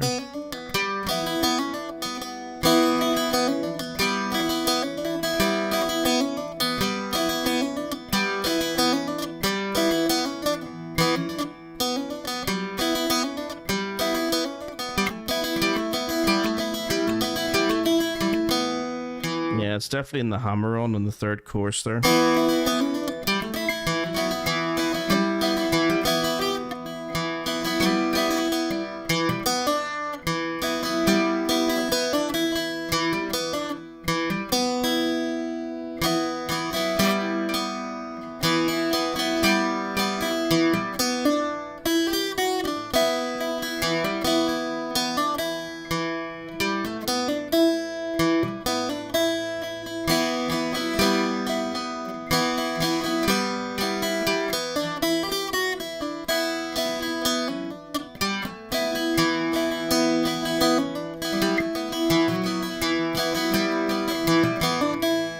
Okay, so there's quite a few wee things in there.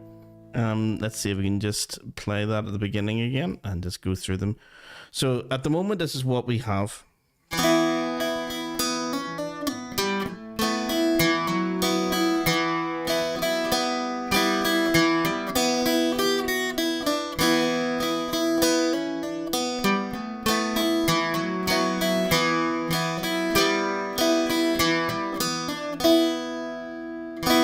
That's the A section entirely.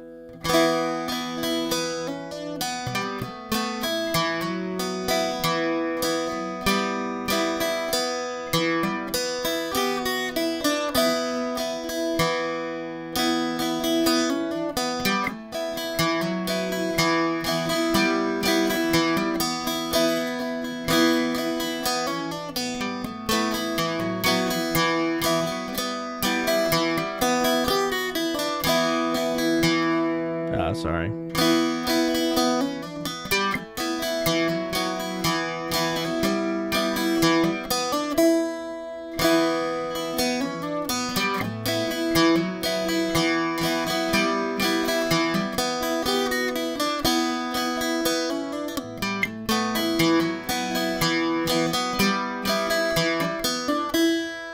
Okay, so that's completely changed what I was doing at the start, and the reason is because in the music I found out she wasn't doing da da da da da da da da da da da da da da da da ba ba ba bum. You're going to the in the original tuning that would have been going to the low D's da da ba bum bum bum bum bum. She was, I think, doing like a like an F sharp maybe. No, she wasn't in the original tuning. She was doing something completely different in C sharp Dorian. But in the original tuning, she would have been around. She would have been around the sort of C sharp note. Da da da da da. This is why I am going up to there quite frequently. Yeah. So if I show you guys just the original tuning, just to give you an idea. Do do do do do.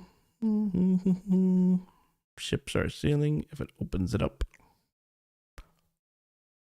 I think we finally got to the problem of the syncing up. That was annoying the heck out of me, and I thought it was to do with not being able to hear it properly, but it was actually I think the program wasn't functioning.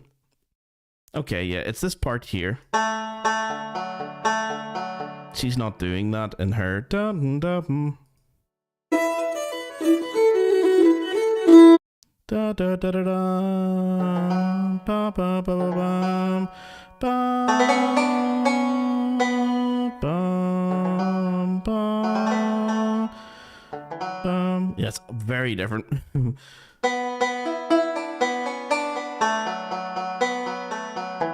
Yeah, that's nicer. Da da da da da. So it means I have to go. Whereas before I would have been straight down into that. Da da dum. It'd have been to that note, but I don't want to go to that note now. I have to go to da da da da dum ba ba ba bum.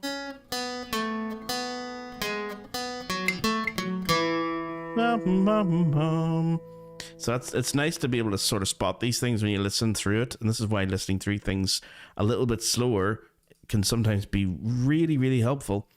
You know, figuring out where your chords and your counter melodies are going to go, because now we've got something that we never had in any of the other tunes that we've looked at in previous weeks, where we're doing this. Da da da da dum dum. We've never done that before.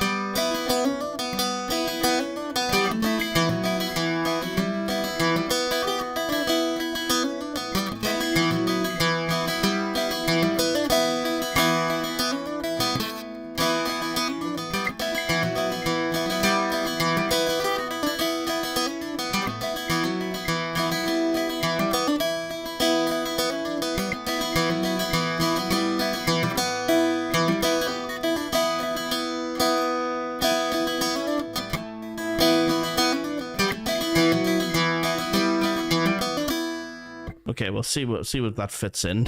Hopefully, that's a wee listen.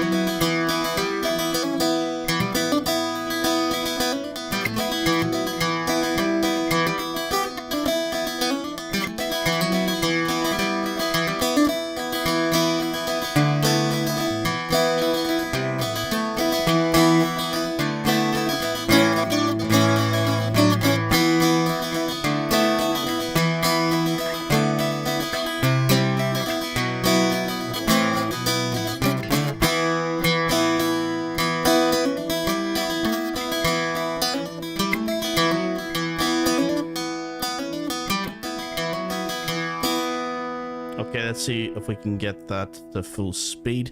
It's a wee bit tricky, that one. Never done, as I said, never done that before. That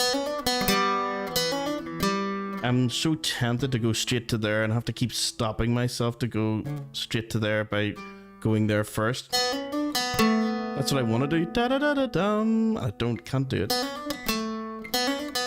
That's my natural reaction, is to go there.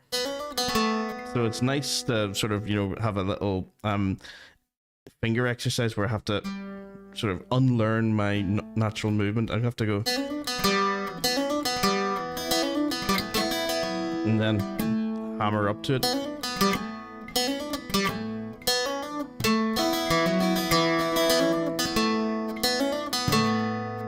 stop that.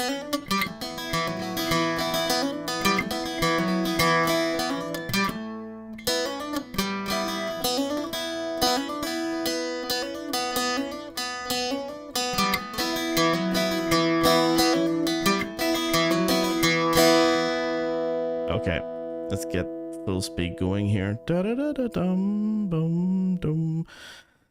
Ooh, let me see.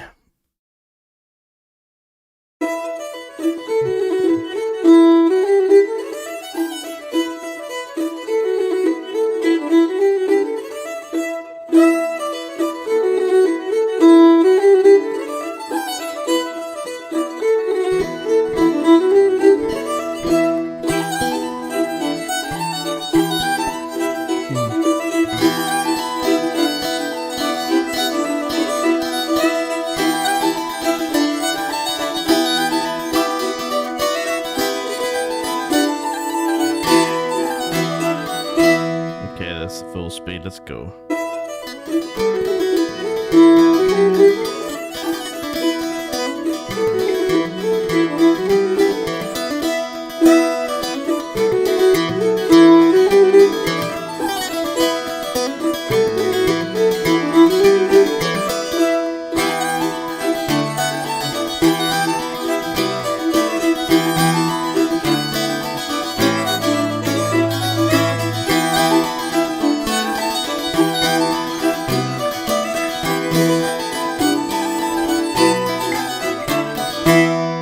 Messed up the ending completely.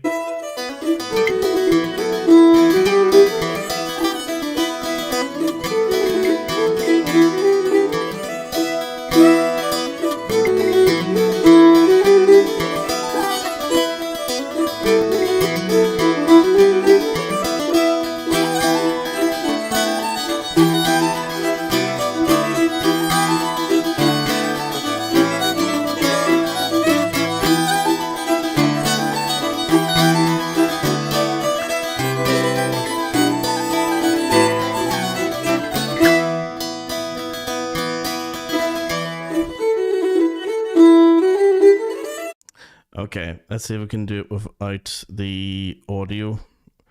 Let me just see if we can mute. Just so you guys get to hear the bazooki of me trying to keep going. If I can mute the OBS computer audio just for a sec. You guys can't hear it, but I should be able to still hear it. Yeah.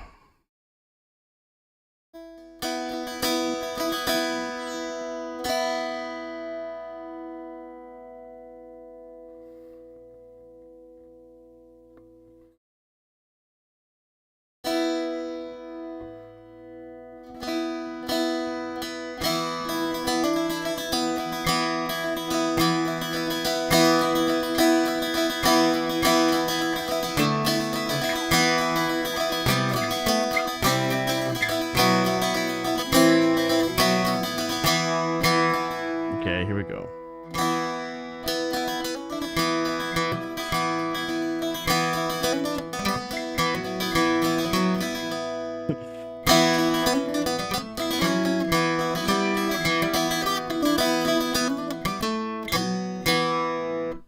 I'm not even sure that's right now.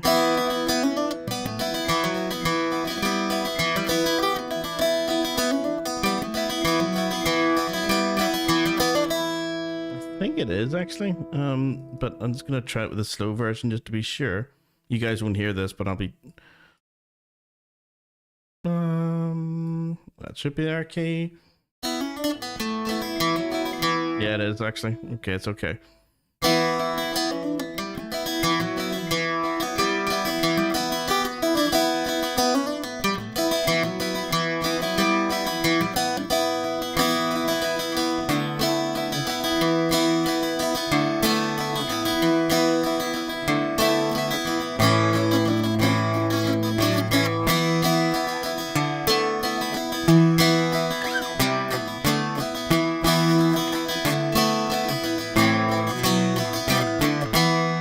Okay, so we have the whole thing, guys. I'm going to show you. I'm going to bring the audio back on and give you the actual view of it as well.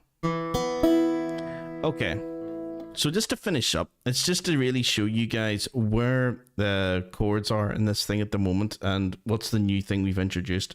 The new thing is this double hammer. No, that's where I want to go. The new thing is this. Yeah, da-dum.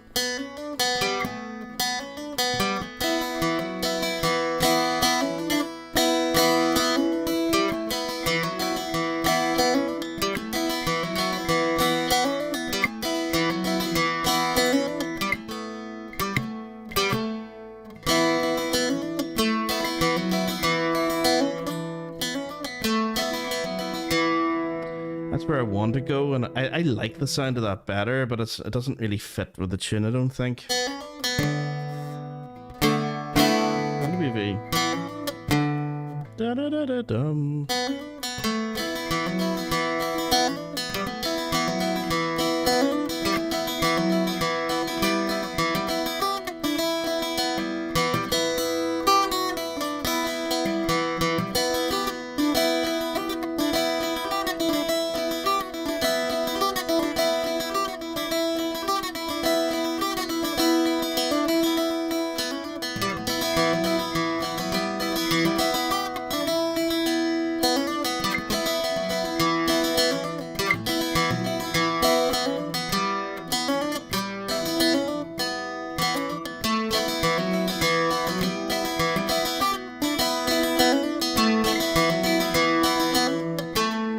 I like that. I don't know if I'm...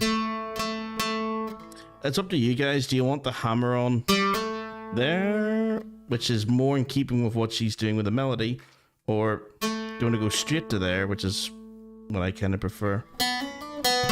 Da da da da da, because everything's within like stepping distance of each other,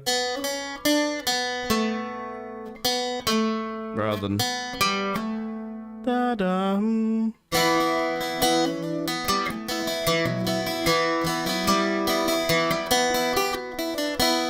Da da da da da da. This is a generic standard sort of turnaround idea.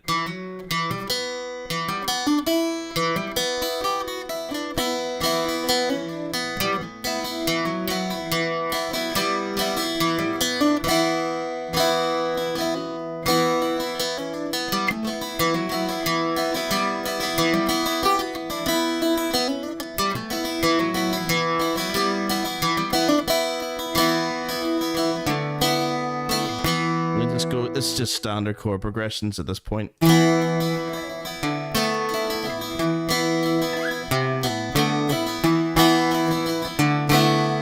then I put in the little G major chord just for the crack, have some sort of different, almost like a borrowed chord.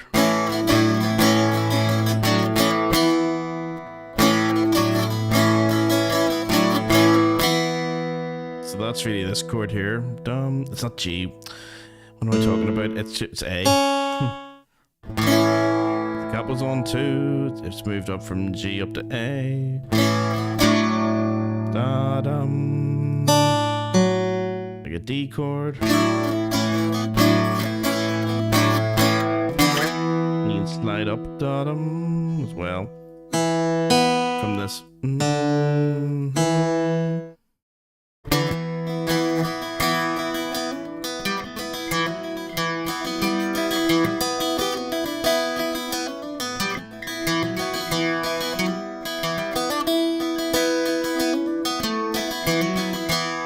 I like that now. It's, oh dear, it's grown up. I'm changing my mind. Maybe a bit harder because you are going kind of a bit of a leap, whereas the other one was right next door. But to me, that was going against what I'm. I prefer actually jumping up to that. Da, da, da, da, da. So if that's too hard, then do the other one that we were doing earlier.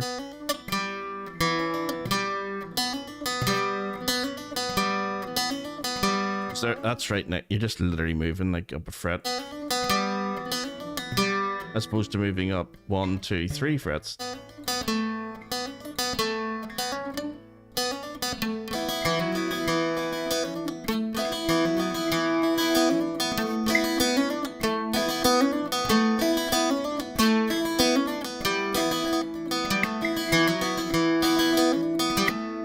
think the reason why I don't like that anymore is that I'm not getting the strong dum out of it. Is that D, is it? No, it's A, of course. Yeah, so da da da da dum. Whereas when I'm hammering up to it, it's not as strong as that.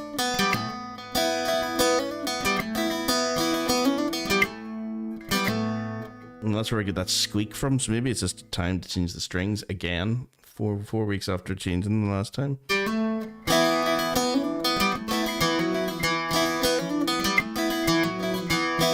Not even 4 weeks.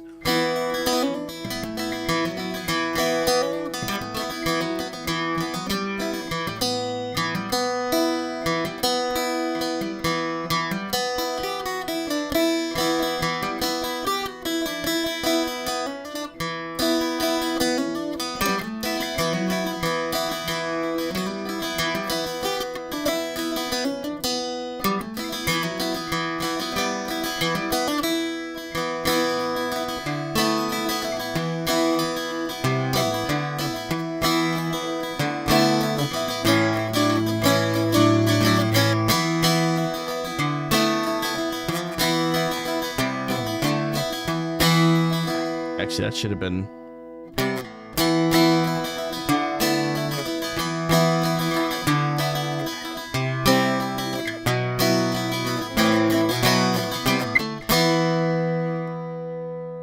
Okay, let's do it one more time with the slow audio, and then we'll call it quits.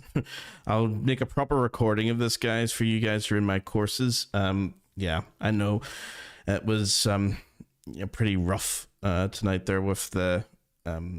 what do you call it? The Vision app wasn't syncing me at all with the audio. The audio was coming out of it was not going to the stream at the same pace as the other audio, which is never good. Yeah, so let's just do the slow version. Yeah, I'll edit it together and give you guys like a proper 2-minute summary of it. But at least you got to see all of the apps and everything that I use to create it. Usually it does work, guys. It does. This is the first time there's ever been a slip where the one of the programs isn't creating what I want. So nearly every other time it was working perfectly. So we've been pretty lucky up until now. So here we go from the beginning. Ships are sailing. E Dorian slow.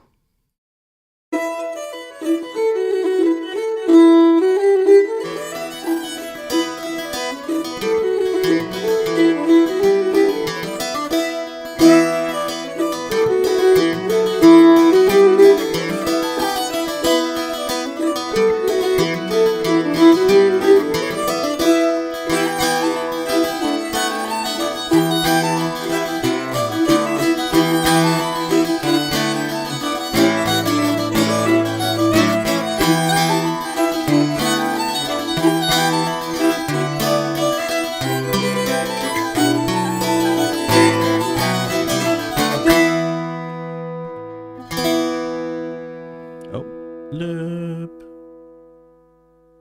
Forgot the loop. Here we go.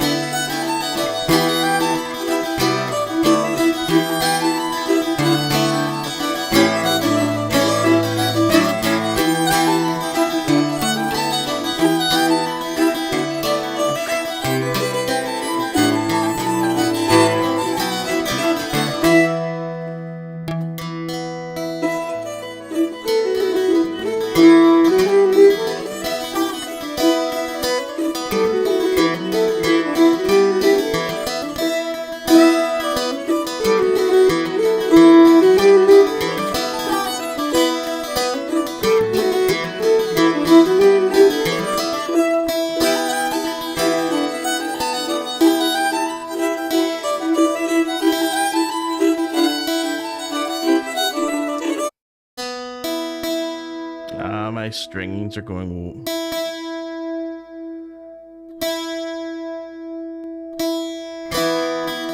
Yay, I can keep in tune.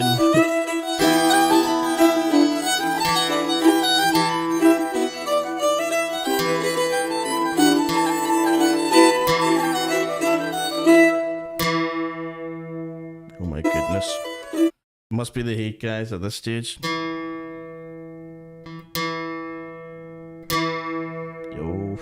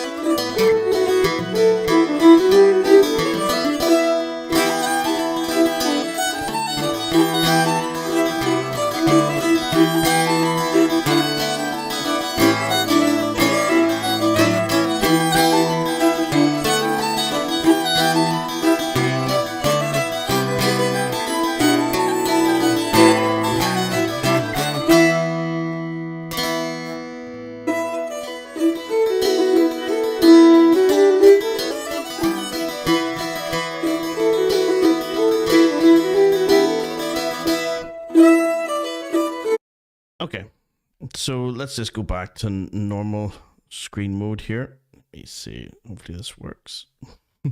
Okay. So what have we learned? Well, there's a couple of wee things there. The first one would be the...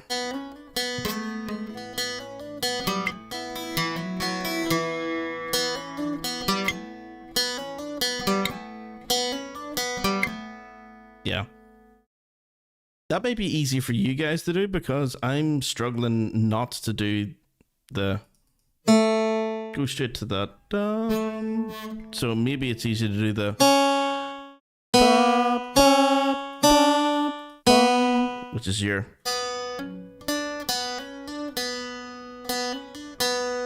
So remember, it's down, hammer, hammer, up.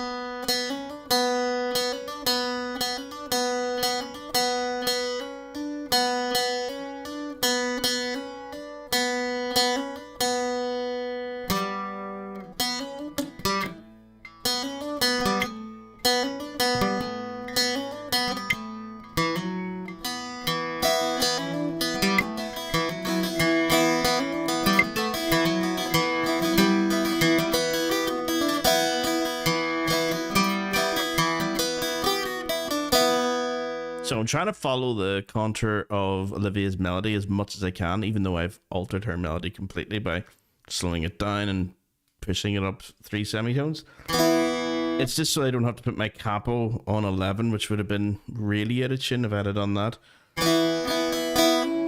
It's out of tune enough as it is.